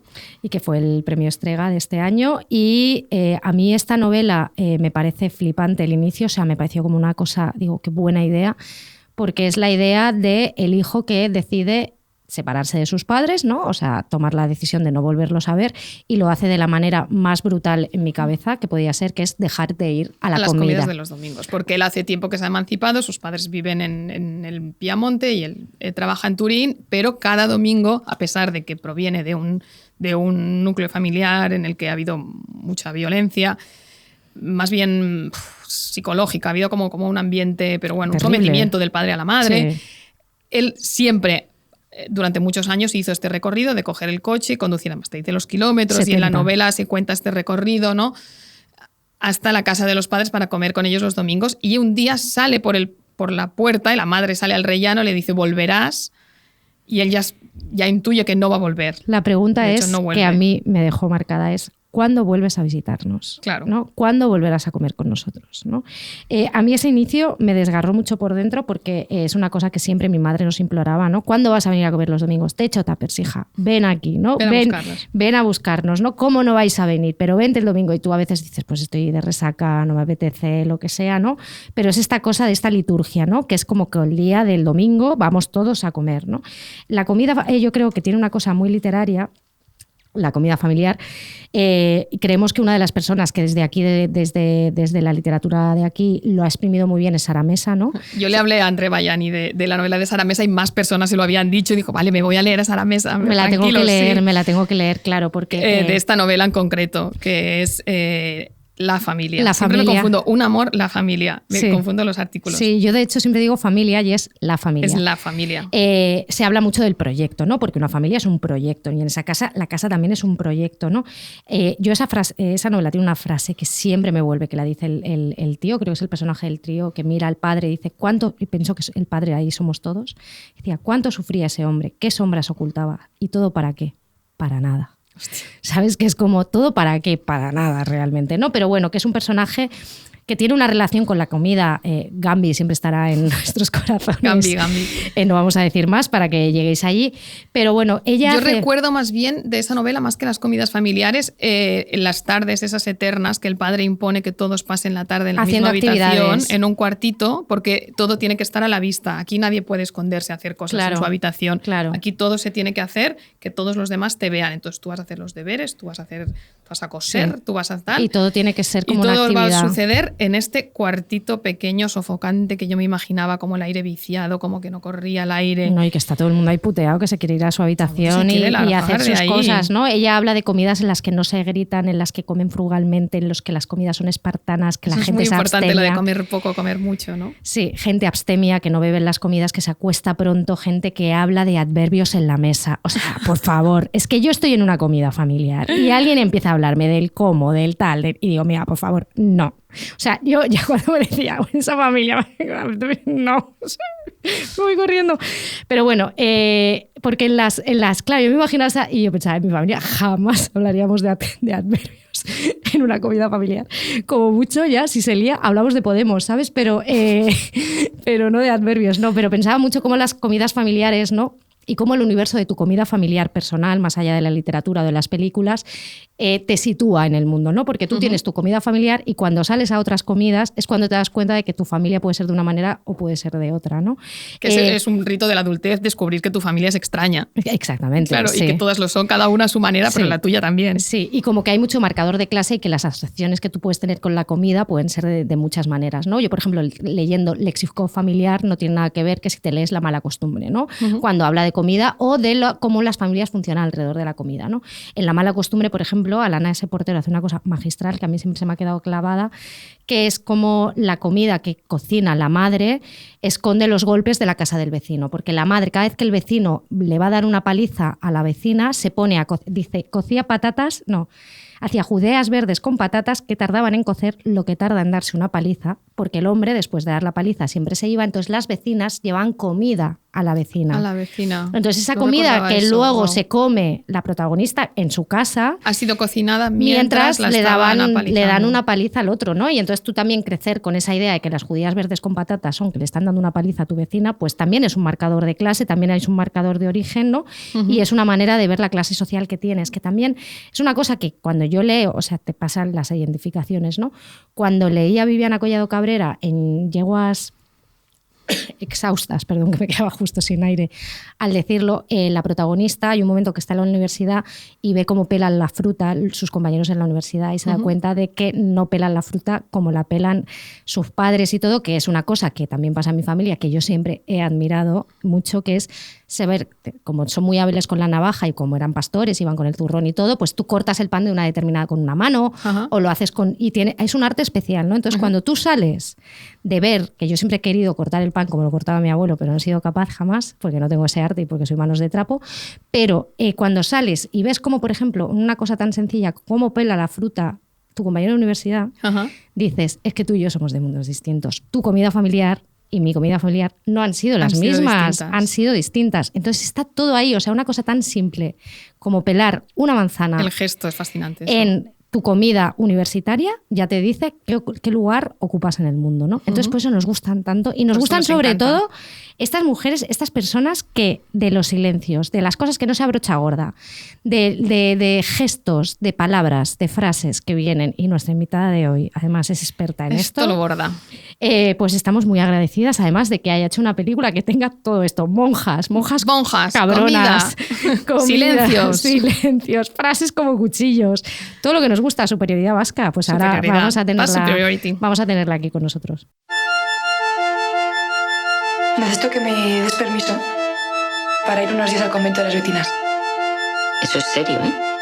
Yo no soy creyente, pero yo respeto. Otra cosa es que me digas que quieres ser monja. ¿Tú le has animado a que vaya a la universidad? ¿Le has explicado por qué te parece una locura que se encierre en un convento? ¿Y si a ella es lo que le hace feliz? Señor Todopoderoso, yo quisiera pedirte una cosa, que no la llames Ainara. Pues estamos muy emocionadas, como habéis escuchado, porque tenemos en estudio a Lauda Ruiz de Azúa, una directora que nos fascina. Hemos hablado muchísimo de ella en este podcast. Lauda es de Baracaldo, estudió Comunicación Audiovisual y Filología Inglesa en el País Vasco. Tras licenciarse se mudó a Madrid, se graduó en Dirección de Cine allí. Su trabajo de fin de diplomatura, el cortometraje Clases Particulares, que está en internet y se puede ver, es increíble. Tiene una frase final que a mí me encanta, que es "estoy en la biblioteca", que si lo veis ya veréis por qué. Pero bueno, a Lauda decimos esto porque todos sus cortos, o sea, los cortos que hizo han pasado, ojo, por 400 festivales nacionales e internacionales, que yo no sé si pudiste ir a todos, pero madre mía, ¿no? Porque vaya entrenamiento te has hecho ahí con esos cortometrajes, pero bueno, ella en 3 años ha dirigido 3 películas y una serie de la que hemos hablado mucho. Uh-huh. ¿No? 5 lobitos, Eres tú y ahora es los domingos, y una serie que hemos comentado que ha sido Querer. Y estamos muy contentas de tenerte aquí, Lauda. Bienvenida al estudio. Bienvenida al estudio. Viene, no la ha traído, pero también hemos dicho que ganó la Concha de Oro. Claro, estuvo ahí en Donosti y bueno, merecidísima, porque estamos fascinadas con tu película. Oye, pues muchísimas gracias. Yo estoy feliz de estar aquí y de escucharos. Nosotras encantadas. ¿Lo has contado alguna vez, la gestación de esta peli? Esta era una historia que te había llegado, parecida, ¿no? De una chica de Bilbao que tenía esta vocación de meterse a monja. Tenemos la curiosidad de por qué esta historia, que me imagino que debe convivir en tu cabeza con muchas otras, se acabó imponiendo al resto. ¿Por qué dijiste, no, ahora tengo que rodar esto? Pues porque es verdad que al principio era una curiosidad más de juventud, ¿no? Y es verdad que luego, investigando un poco sobre el tema de la vocación religiosa, ya un poquito más adulta, vi que era un tema que generaba mucho conflicto en la familia. Que curiosamente, incluso aunque la familia fuera creyente, uh-huh, generaba muchísimo rechazo y siempre, o en la mayoría de los casos, había todo tipo de intentos de la familia igual de quitarle esa idea de la cabeza a la chica. Y claro, yo ya vi un conflicto familiar, vi preguntas y dije, esto es lo mío. Aquí estoy, sí. No, de hecho, la película llega en un momento en que desde hace unos años, ¿no? Hemos visto como un furor, digamos, como si la religión fuese algo cool entre los jóvenes, ¿no? Están todos estos reels del cura DJ y todas estas parejas o chicas jóvenes, ¿no? Que en Instagram están colonizando mucho este espacio, ¿no? Y que nosotras que tenemos, o sea, nosotras que somos millennials viejas, o sea, yo, por ejemplo, una amiga me contaba el otro día que en una universidad pública hay chicas que los domingos se van a misa a buscar chicos, ¿no? Como es el nuevo punto de quedada. Y es que no es que esté estudiando en una universidad católica y sea como un ritual, pero claro, yo cuando iba a la facultad no conocíamos a nadie que no fuera era a misa, el ¿no? place to be, ¿sabes? No era el sitio en el que tenías que estar el domingo. Entonces no sé si tú has tenido esta sensación de ver cómo, mientras veías la película, oye, te llegaban estos inputs como... Porque en la película no es el caso de la protagonista, ¿no? Pero si has tenido esa sensación o te preocupa o has ido viendo que como que ahora parece que la gente se está acercando a esta mística, ¿no? Como una forma incluso de sentirse orgulloso, ¿no? Y que puede ser un retroceso. Sí, yo haciendo la película, que además de repente entré en contacto como con gente como de 18, 19 años, ¿no? Uh-huh. Que era como es una generación que yo por mi vida de diario no estaba como tocando, ¿no? Porque estoy con los de 40 y pico o los de 10 años que tiene mi hijo, ¿no? O sea, como que los de 18 no estaba ahí. Y de repente entré en contacto con esa generación y aunque hay muchas maneras de relacionarse con lo religioso, ¿no? O de no ser religioso, sí que noté que la percepción sobre lo religioso era distinta, muy distinta de la de mi propia generación, ¿no? Como que sí que de alguna manera había como muchísima más tolerancia en el sentido de si es lo que te hace feliz, si es lo que no, de toda esta cosa de la libertad individual de cada uno, pero también como menos espíritu crítico. Uh-huh. En torno a eso, ¿no? Uh-huh. Como que yo creo que no sé, en nuestra generación, o incluso recuerdo en la de mis padres, ¿no? Independientemente de si eras creyente o no creyente, ¿no? Pero era un tema como que se sabía que era, no sé cómo decirlo, como que había algo ahí profundo y sobre lo que ser crítico, cuestionarte o reflexionar, ¿no? Como que había mucho, no era una cuestión superficial, ¿no? No era una cuestión que no estuviera en las tripas de tu cultura, de tu sociedad, y ahora sí lo percibí como que había una tolerancia, pero también una tolerancia quizás como un poco como desde un sitio más superficial.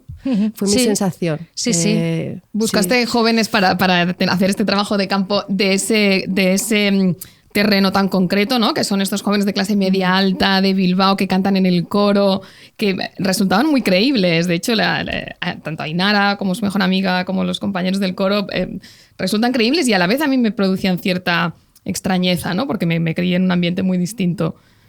Sí, teníamos, bueno, en el grupo de chavales también teníamos chavales y chavales que venían de educación laica, que también era muy interesante, ¿no? Y chicas que venían de centros educativos religiosos mucho más tradicionales, ¿no? Y entonces para mí fue muy interesante también, claro, nosotros como cuando ellos encarnan el rol de la cuadrilla, por decirlo así, pues oye, ¿cómo hablaríais esto, no? O sea, si esto surge o si sospecháis que, aunque no se lo digáis, que vuestra amiga está planteándose una vocación religiosa, ¿qué es lo que realmente hablaríais, ¿no? En la intimidad vuestra de chavalería, ¿no? Y es lo que te digo, que había como esa cosa de tender a respetar lo que te hace feliz, ¿no? Y el sentimiento de cada uno, que también me pareció muy interesante porque yo no estoy tan segura, o sea, que las emociones, así como a palo seco, sean a veces la mejor guía de... O sea, que uno no puede negar lo que siente y que tiene que escucharlo, ¿no? Pero que también tiene que intentar a veces traducirlo o entender de dónde viene, ¿no? O sea, sí, no. Sobre antes nosotras en el programa hemos hablado de la madre Isabel, del padre Chema, personajes increíbles, ¿no? ¿Y cómo abordaste ya desde el guión la creación de estos personajes que en el fondo tienen como cierta mística, además de nosotras como al ver la película hemos percibido como una parte muy perversa, pero hay cierta mística porque ellos parece que están en un nivel superior porque tienen línea directa con Dios, ¿no? Tienen ellos parece que saben algo que los demás no sabemos, ¿no? Que es lo que tienen las personas con fe. El misterio de la fe, ¿no? Sí. Se construye un poco desde ahí, yo creo. Sí. ¿Y cómo abordaste esa...? Porque claro, el padre Chema... lo odiamos. Te lo decimos, ya lo odiamos. Lo odiamos fuerte. Es como... Hemos tenido reacciones viscerales a esta película. Sí, es que éramos mucho la tía nosotras. Sí. Entonces, ¿cómo abordas la creación de esos personajes, ¿no? Que tienen esa superioridad moral incluso, ¿no? A la hora de hablar con los personajes, ¿no? O esas frases como muy medidas. ¿Te preocupaba hacerlos maniqueístas? ¿Cómo decirte? Que te preocupaba que te pudieran decir, no, es que has hecho los personajes religiosos de una manera que se puede desconfiar de ellos, que pueden parecer perversos, porque a la vez, y yo creo que otras personas con otra percepción pueden decir, pues qué gente qué maravilla, claro, total. Tan bien, ¿no? Tan en paz consigo misma. No sé si trataste a esos personajes de una manera distinta a los demás. Claro, yo quería cuestionar más lo que hacen, ¿vale? ¿No? Entonces sí intenté describirlos y retratarlos, y luego en el trabajo de los actores también inspirándonos incluso en gente real en cuanto a su manera, como no sé cómo decirlo, como de estar, de hablar, en su discurso, ¿no? En eso intenté ser como muy rigurosa, ¿no? Como no querer falsear eso, porque a mí me parecía que lo cuestionable estaba y lo inquietante estaba en la situación de esa menor hablando según qué cosas en ese tono con ese adulto sacerdote o adulta madre priora, ¿no? Entonces, como no era una cuestión como tan personalizada de si es una buena o mala persona, ¿no? El que tienes delante, sino, bueno, ¿qué están haciendo? ¿Qué está ocurriendo? Porque ese mecanismo religioso sí existe, ¿no? En los procesos de discernimiento, las direcciones espirituales. Claro, pero es un acompañamiento espiritual, pero es un adulto con una menor, hablando de cuestiones muy íntimas, muchas veces con secretismo, ¿no? Un secretismo que ellos a veces lo justifican porque son procesos íntimos entre la persona y Dios y hace falta esa intimidad, pero también es un secretismo que se puede leer como una manera de aislar a la persona o de que no entren otros puntos de vista, ¿no? Entonces, a mí me parecía interesante cuestionar el mecanismo, ¿no? Claro. Que ya me parecía que tenía algo inquietante y cuestionable. Y luego, en cuanto a lo religioso, en general, los personajes, lo que ocurre, lo que se ve del convento, yo he intentado ser un poco antropóloga, un poco rigurosa. O sea, por eso digo, estoy como muy basada en gente real del 2025 que habla así, que tiene esos discursos, que lo vive así también, ¿no? Que transmite, que lo siente con esa emoción, ¿no? Porque eso está inspirado como más en la realidad, ¿no? Para ese convento de las Betinas, ¿te inspiraste en algún convento en particular, en alguna orden? Sí, está como inspirado más en orden. O sea, las Betinas no es un nombre inventado porque por cuestiones legales, ¿no? No querías meterte ahí. No, vamos a ver, algo de respeto, ¿no? O sea, como de las carmelitas o las que fuera, era como que no se podía como decir un nombre real, ¿no? De una orden. Pero bueno, sí, digamos que estaría inspirado como en las órdenes más tradicionales y más habituales de clausura, ¿no? A mí me sorprendía mucho porque yo hace un par de años me leí un libro de Lauren Groff que se llamaba Matrix, que se imaginaba una comunidad de monjas viviendo como una especie de utopía de Amazonas. ¿Está situada en qué siglo? O sea, está situado en el pasado. Pero quiero decir que convive, claro, cuando puedes ver una joven quiere meterse a monja y tal, como ahora hay cierta literatura que busca esta cosa de pensar la utopía de mujeres viviendo solas, ¿no? Y pudiendo incluso mantener relaciones sexuales entre ellas, ¿no? Ese espacio de libertad, porque muchas veces también está esa... Daba cierto... Y si se convierte en esto, esta película, y cuando lo vi fue como no, porque realmente es presente, que es lo que tú has dicho, llevarlo justo ahora, ¿no? Y no imaginar como un futuro, o sea, un pasado posible que fuera como liberador para las mujeres. No da ninguna sensación de liberación esta película, al contrario. O sea, yo decía, por favor, sal de ahí, ¿sabes? A esa chica que está ahí dentro, ¿no? O sea, es bastante asfixiante la sensación que desprende, o que nos ha desprendido a nosotras. Sí, hay una cosa también cuando yo empecé a entrar en el mundo de la vocación religiosa, que a veces, claro, todos tenemos ideas preconcebidas, ¿no? Había una que sobrevolaba, que es como esta idealización también de la vida de clausura, en el sentido como de, bueno, es que encuentran, claro, están tan a gustito ahí en el huerto y cantando, claro, y es una vida estupenda, y dices, bueno, cuando entras a conocerlo... Y detox digital, ¿no? Sí, es como, ellas han llegado donde todos queremos estar. Claro, ¿no? Pero como una cosa como idílica, como de comunidad y de pajaritos en el jardín. Y claro, yo tampoco conozco todas las comunidades de clausura de España, ¿no? Pero sí que es verdad que cuando tú te acercas a esa vida y puedes contemplar, te das cuenta que es una vida, bueno, yo diría que es una vida dura. Espartana. O sea, el momento del jabón, que es una pastillita, sí, sobre ¿sabes? todo por la austeridad, por el silencio, porque es una vida súper reglada, o sea, a nivel de horarios, a nivel de lo que se hace. Es lo más cercano a una cárcel. Con un voto de obediencia, ¿no? Y claro, eso había que transmitirlo, ¿no? Porque es como o sea, seguramente una de las realidades más habituales en ese tipo de vida. También para mí era interesante ser honesta con eso, en el retrato de eso, porque, claro, entonces entiendo que cuando una persona siente una vocación religiosa,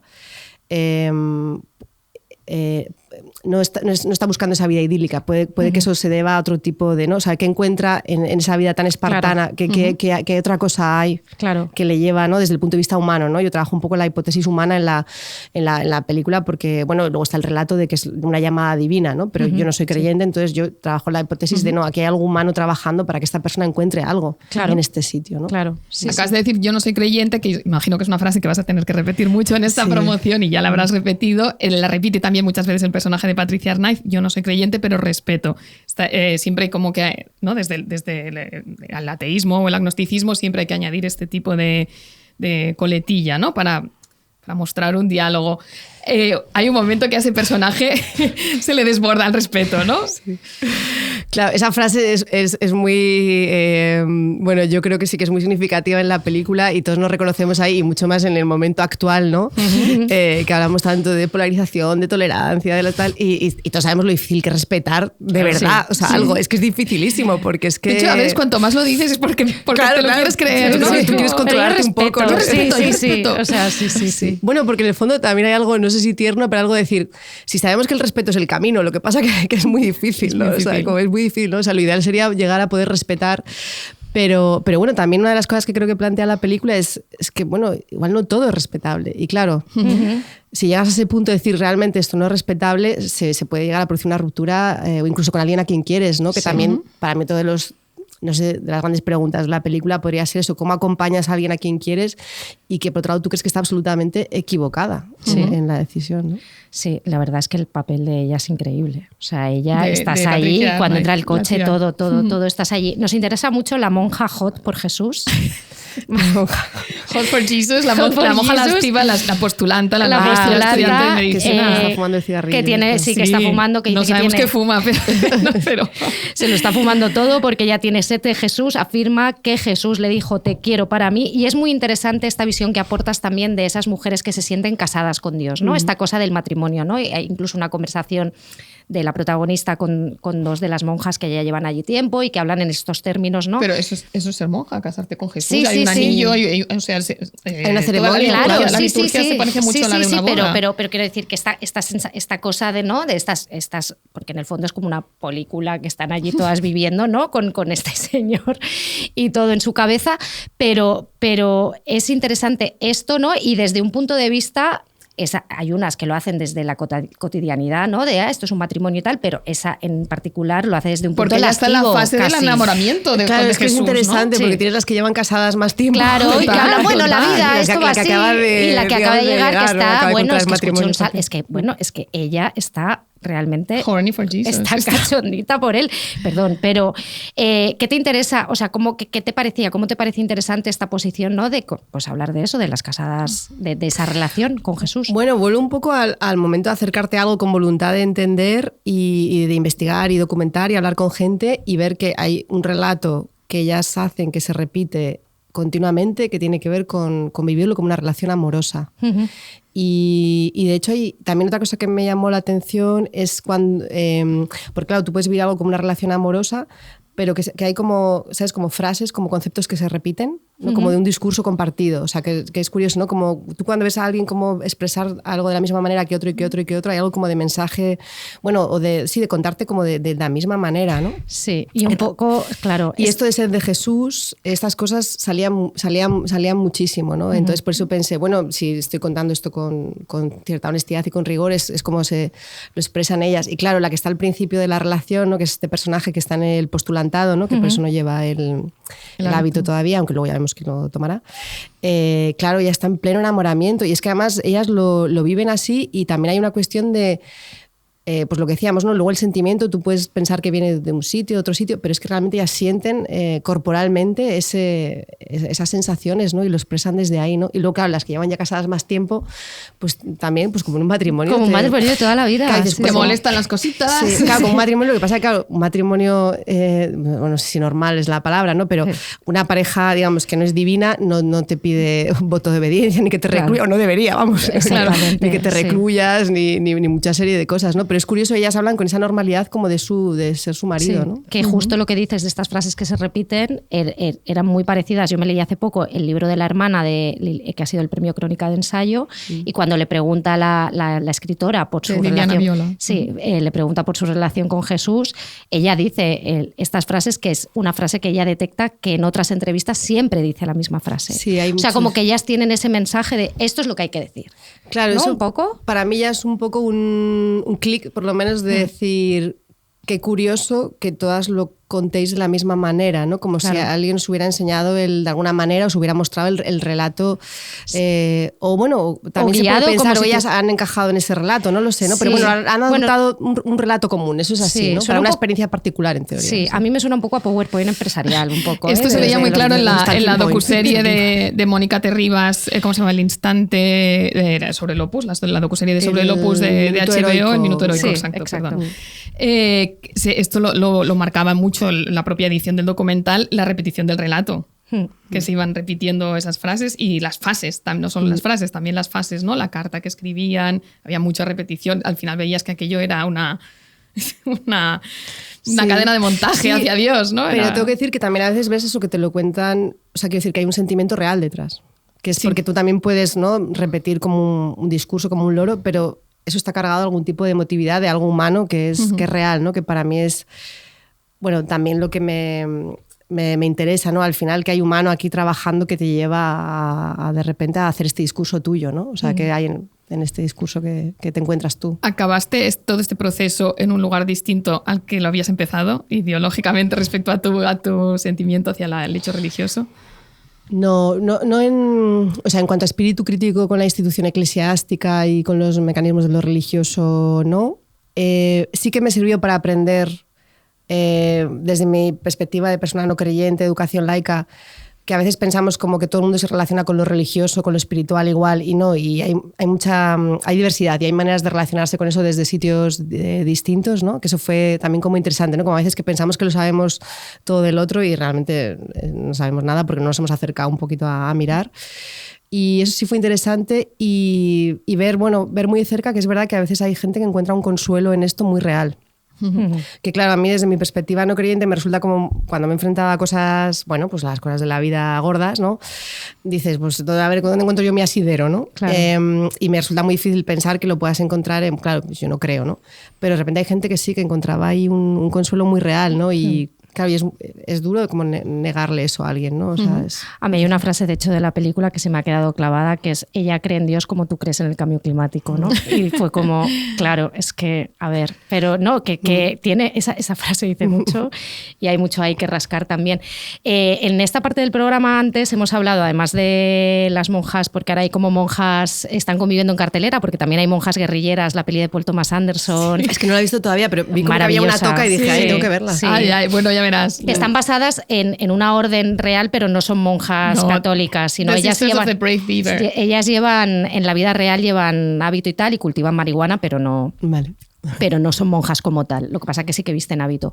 Y decíamos, hemos hablado también mucho de la comida familiar.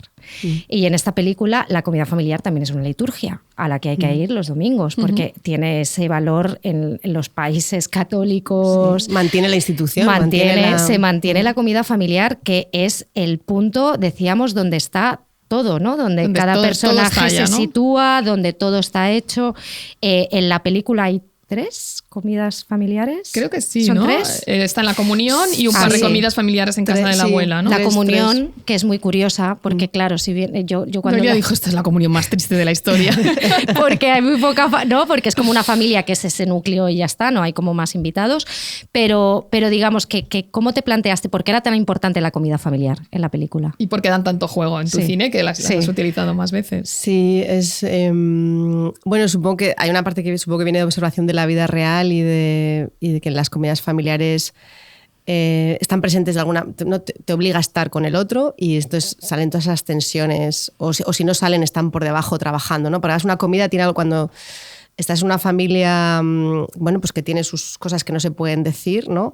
Hay algo que te obligan a estar hora y media sentado en esa mesa, ¿no? Y además, cuando la cosa es rutinaria ni ya sabes lo que va a decir tu hermano, que va a decir el otro, si sacas este tema no lo sacas porque si lo saco ya sé, ¿no? Hay algo que es muy, muy, muy gustoso, ¿no? Y donde todos nos podemos reconocer y era una manera también de hablar, bueno, de familias que no son creyentes en la familia, pero son practicantes, ¿no? O sea, que también es un fenómeno religioso, claro, pero también es un fenómeno familiar, ¿no? Y de ese empeño también que a veces ponemos en mantener la familia, ¿no? Que yo a veces lo pienso y digo, nos cuesta muchísimo romper con la familia, incluso aunque seamos conscientes de que es una familia que no funciona especialmente bien o de que ya tenemos unas distancias insalvables.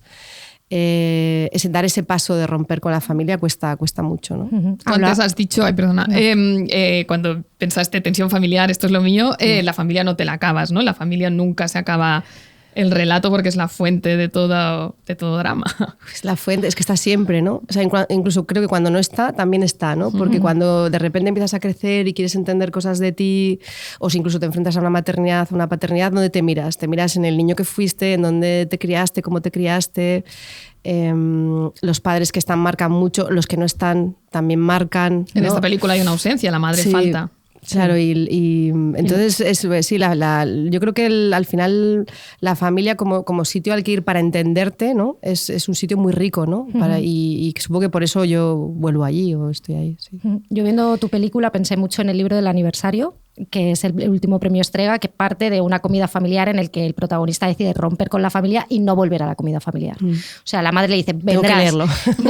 te gustará, volverás, ¿verdad? Y él baja las escaleras y han pasado 20 años y no ha vuelto nunca, ¿vale? Has roto a través de decir, no voy a volver a comer con ellos porque conducía 60 kilómetros hasta ir a verlos, ¿no? No sé si tú a la hora de hacer esta peli has pensado en algunas... Porque claro, nosotras hablamos, Los Soprano, ¿no? Hay un montón de comidas allí de Tony Soprano con sus suegros, de esos comentarios que hay, no sé si pensabas... O te vienen a la cabeza escenas de comidas familiares que te parezcan brillantes o bien resueltas. Que hayas dicho, aquí lo han clavado.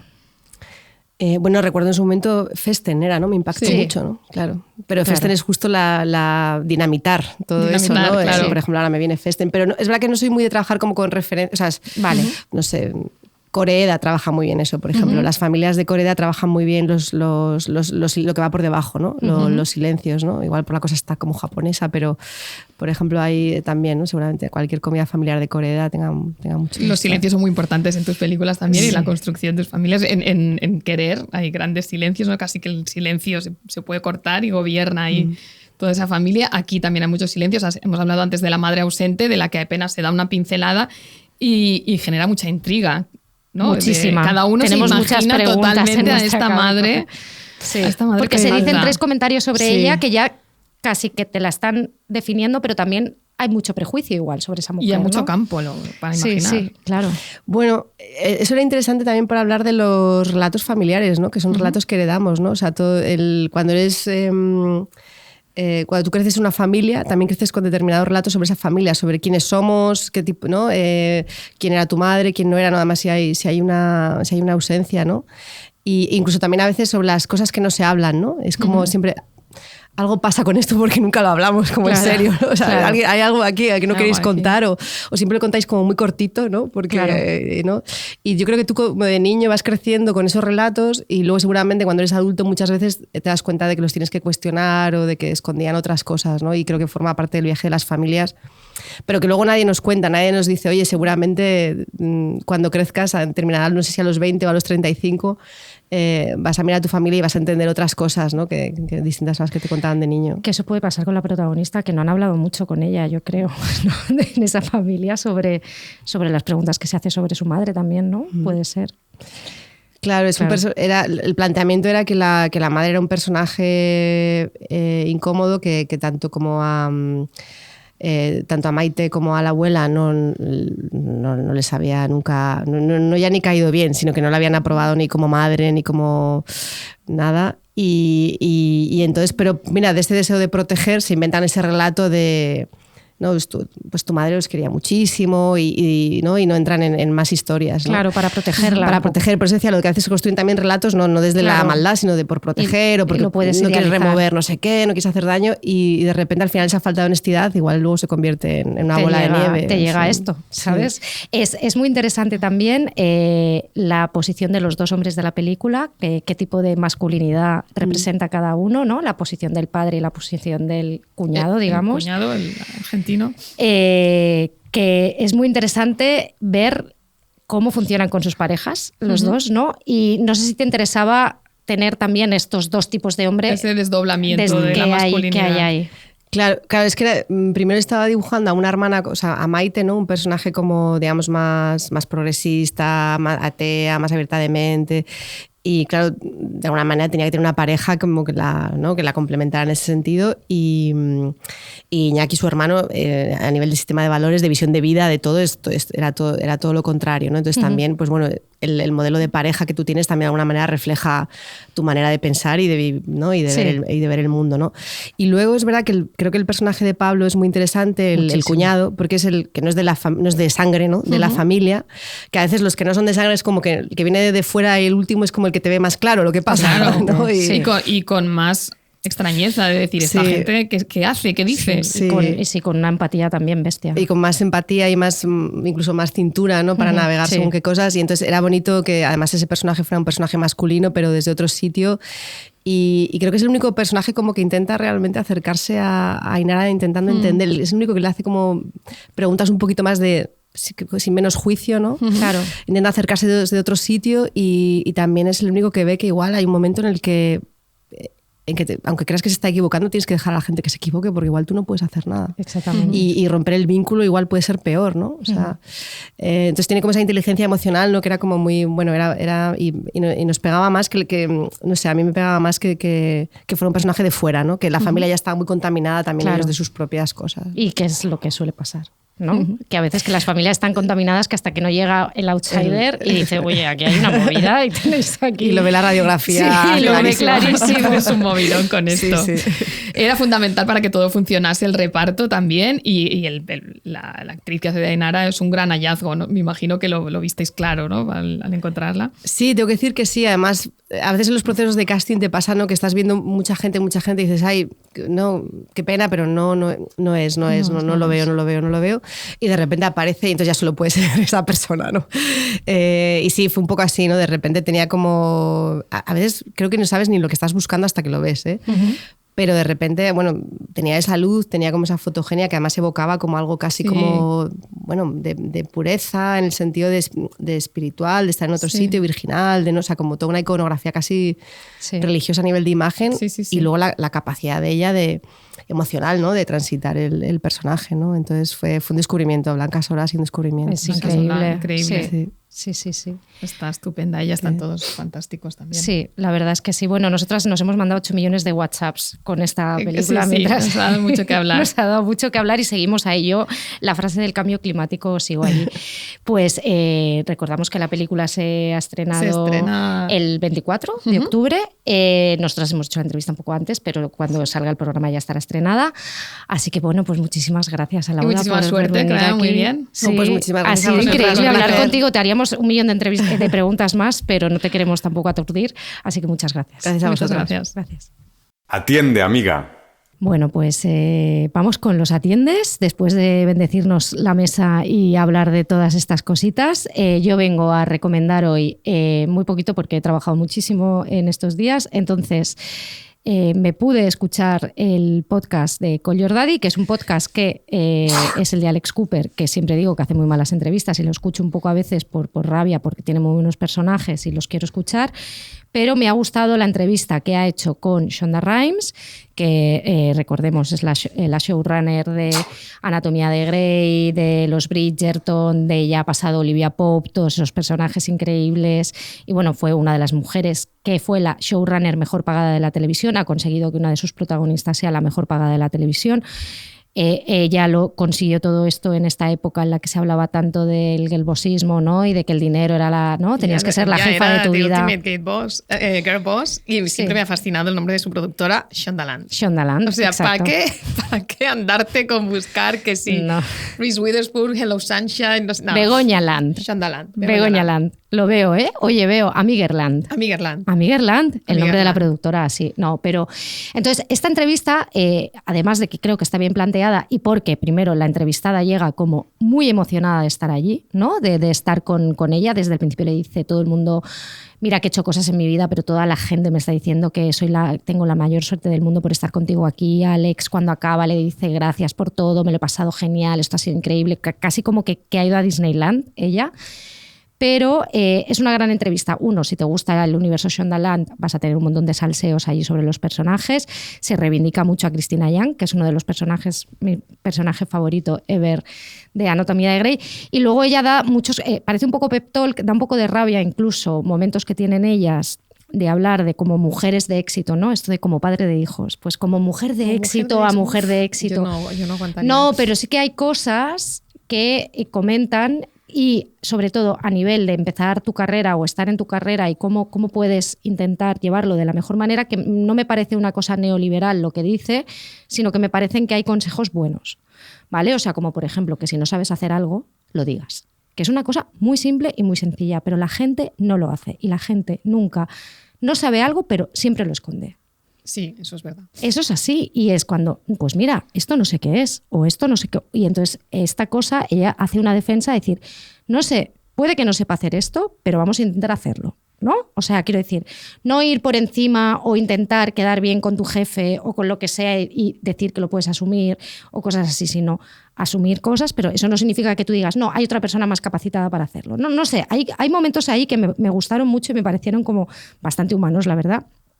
Yo te comenté el hecho de cuando cuenta, por ejemplo, que ella se ha ido a vivir con la pandemia, dejó Los Ángeles y se fue a vivir a Connecticut. Eso me encantó. Y entonces cuenta que, claro, que en Los Ángeles ella no podía ir a restaurantes ni podía ir a sitios, dice, porque todo el mundo me pedía trabajo, dice, porque ya no solo que las actrices se me acercaban guionistas, se me acercaban productores, se me acercaba todo el mundo porque yo les podía dar trabajo. Entonces, todas las relaciones que yo tenía eran por interés. Todo el mundo que se me acercaba había un interés, no había relaciones reales. Entonces, me fui a Connecticut, me fui al a Walmart, perdón, y me hicieron una tarjeta de cliente, tal. Nadie me dijo nada. Y no sé qué. Shonda Rhimes. Shonda Rhimes. Y nadie la miró dos veces. Nadie la miró dos veces y dice que llegó al coche y se puso a llorar. O sea, dice que porque para ella era el cielo, era decir... Y luego tiene una cosa muy buena también de, a veces consigues tu sueño, ¿no? Todo lo que has soñado, pero tu vida sigue siendo igual. Entonces, vive tu vida como tú la quieras vivir, porque por mucho que cuando se te cumple tu sueño, tú vas a tener que seguir haciéndote la comida, vas a tener que seguir haciendo, ¿no? Cuidar a tus hijos y seguir haciendo las cosas. Entonces tienes que todo esto. Y luego esta cosa de no se puede tener todo, también lo dice. O sea, si eres una cosa vas a perder en otros ámbitos, lo tienes que asumir. No sé, me pareció como un discurso que me gustó. Me cayó muy bien Shonda Rhimes en entrevista y creo que es una gran entrevista. La verdad es que esta vez le aplaudo a ella. Vaya chapita, chao, pero es que me la he escuchado en 3 tandas, ¿no? De paseos y muy bien, Shonda. ¿Y tú cuál es tu atiende? Pues yo estoy haciéndome un ciclo de Diane Keaton después de su muerte. Me lo quise hacer con Robert Redford, no me dio tiempo. Y me lo estoy haciendo con Diane Keaton. He tirado bastante por la carpeta de Filmin, que por cierto el otro día me dijo mi amigo Juanjo que él se enteró de la muerte de Diane Keaton porque entró a Filmin y vio la carpeta. Que se ve que la habían hecho súper rápido, son veloces. Ostras, y estuvimos especulando de si ya las tienen medio hechas o si es muy fácil de hacer, porque claro, tú pones Diane Keaton y ya se hace. Bueno, ya tienen el tag. Claro, se habla mucho de las carpetas de Filmin, del día que llegue el meteorito que acabe con la Tierra, ya estará la carpeta de Filmin allí que saldrá. Yo me imagino a Kirsten Dunst en Melancolía. Sí, será. Esta será la portada de la carpeta. Quedan 3 horas, ¿no? Quedan 3 horas para que se acabe. Puedes pasarlas viendo a Lars von Trier. Total, que estoy tirando mucho de la carpeta de Diane Keaton. Ayer me empecé a ver, que no la acabé, Buscando a Mr. Goodbar, que es un dramón. No la he visto. Bueno, tiene sus cositas. Es también como una historia de liberación sexual y de emancipación de una mujer. La hizo en el mismo año que hizo Annie Hall. Y de hecho dicen que en el fondo fue un premio doble. Porque además en esta peli sale ella en cada plano prácticamente. Es una profesora de niños sordos, una chica de una familia muy católica que digamos que se emancipa en todos los sentidos. Pero la que venía a recomendar es la otra que me puse el otro día, que yo no sabía ni que existía. En castellano tiene un precio muy absurdo. Hay un título muy absurdo que es El precio de la pasión. En inglés se llama The Good Mother. La carátula da mal rollo de entrada porque tiene como un lettering y una foto como muy ñoño, un poco como si fuera Hallmark, pero de los años 80. Vale, bueno, pues yo entraría ahí directa. Pero luego no está así. El director es Leonard Nimoy, el doctor Spock. Sí, qué fuerte. Cosa muy rara. Sale Liam Neeson en uno de sus primeros papeles en Hollywood, como de Hot, de escultor Hot. A mí me gusta Liam Neeson, ¿eh? A mí también. Me gusta bastante. Sí, y ahí está genial. Estoy a favor. Y la peli está muy bien. Bueno, también sí hay una mujer que recién divorciada, tenía un marido abogado con el que tenían un matrimonio muy poco apasionado. Y de repente, pues eso, ella empieza a tener novios, tiene una hija pequeña y se echa este novio escultor. No voy a contar mucho. Es también un drama judicial. Hay una historia y una batalla judicial por la custodia de la niña, que se ve intoxicada por esta relación que él tiene. Es un poco como el libro de Constance Debré, que todo el rato acabamos citándolo. También ella tiene que demostrar que es The Good Mother, que es una buena madre, a pesar de que tiene esta otra vida. Y sí, oye, me la tragué súper bien. Te entró súper bien. Encima, esta cosa de descubrir cosas y decir, uy, está peli, y mira, claro, y está esto. el otro. Claro, no tenía ni idea de esta película. Cuando pasa eso, es genial. Y además siempre se lo quieres contar a alguien al que quieres, porque tú nos escribiste al momento en plan, he descubierto una peli que qué bien, es onda. muy guay. Y ahora se lo cuento a las amigues. Y también voy a recomendar rápidamente un podcast como tú, Decode the Ring, que es un podcast del que hemos hablado algunas veces, el que hace Willa Paskin en Slate. El último capítulo me llamó la atención, me salió ahí recomendado no sé dónde. Se llama The Cock. No, What the Cock. Y va sobre esta palabra cock, que significa cornudo, ¿no? Vale. Y es fascinante. Mira, me dio un poco de envidia profesional. Porque que tú decías que esto es una amiga, date cuenta, muy fuerte. No, pero porque ella es muy ordenada, no como nosotras. Ella no es dispersa como nosotras, ella no se va por las ramas, no intenta abarcar 800.000 temas, no hace digresiones. Bueno, a ver, porque es un podcast guionizado de un solo locutor. Claro, es que eso es otra historia. Claro, es otro formato, ¿no? Pero aquello que dices, ¡buah, qué orden hay aquí! Como yo soy muy desordenada en mi vida también.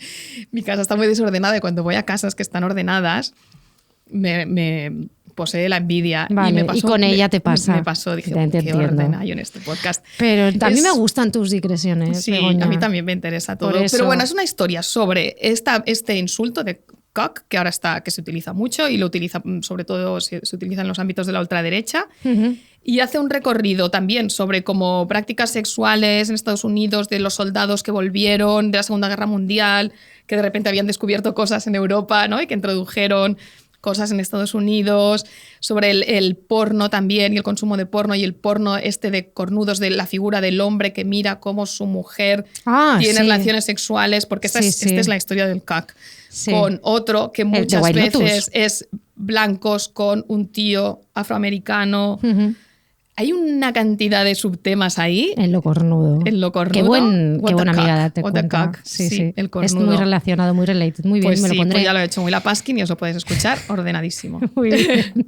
Bueno, y vamos a recomendar que hoy se ha anunciado, ya llevará unos días colgado, estamos fascinadas, encantadas y maravilladas de que Marva y Verdú, persona de esta casa, haya entrevistado a Rosalía en su casa. En su casa que comparte con Joana Girona, que era la persona que estaba grabando con el iPhone. Maravilloso.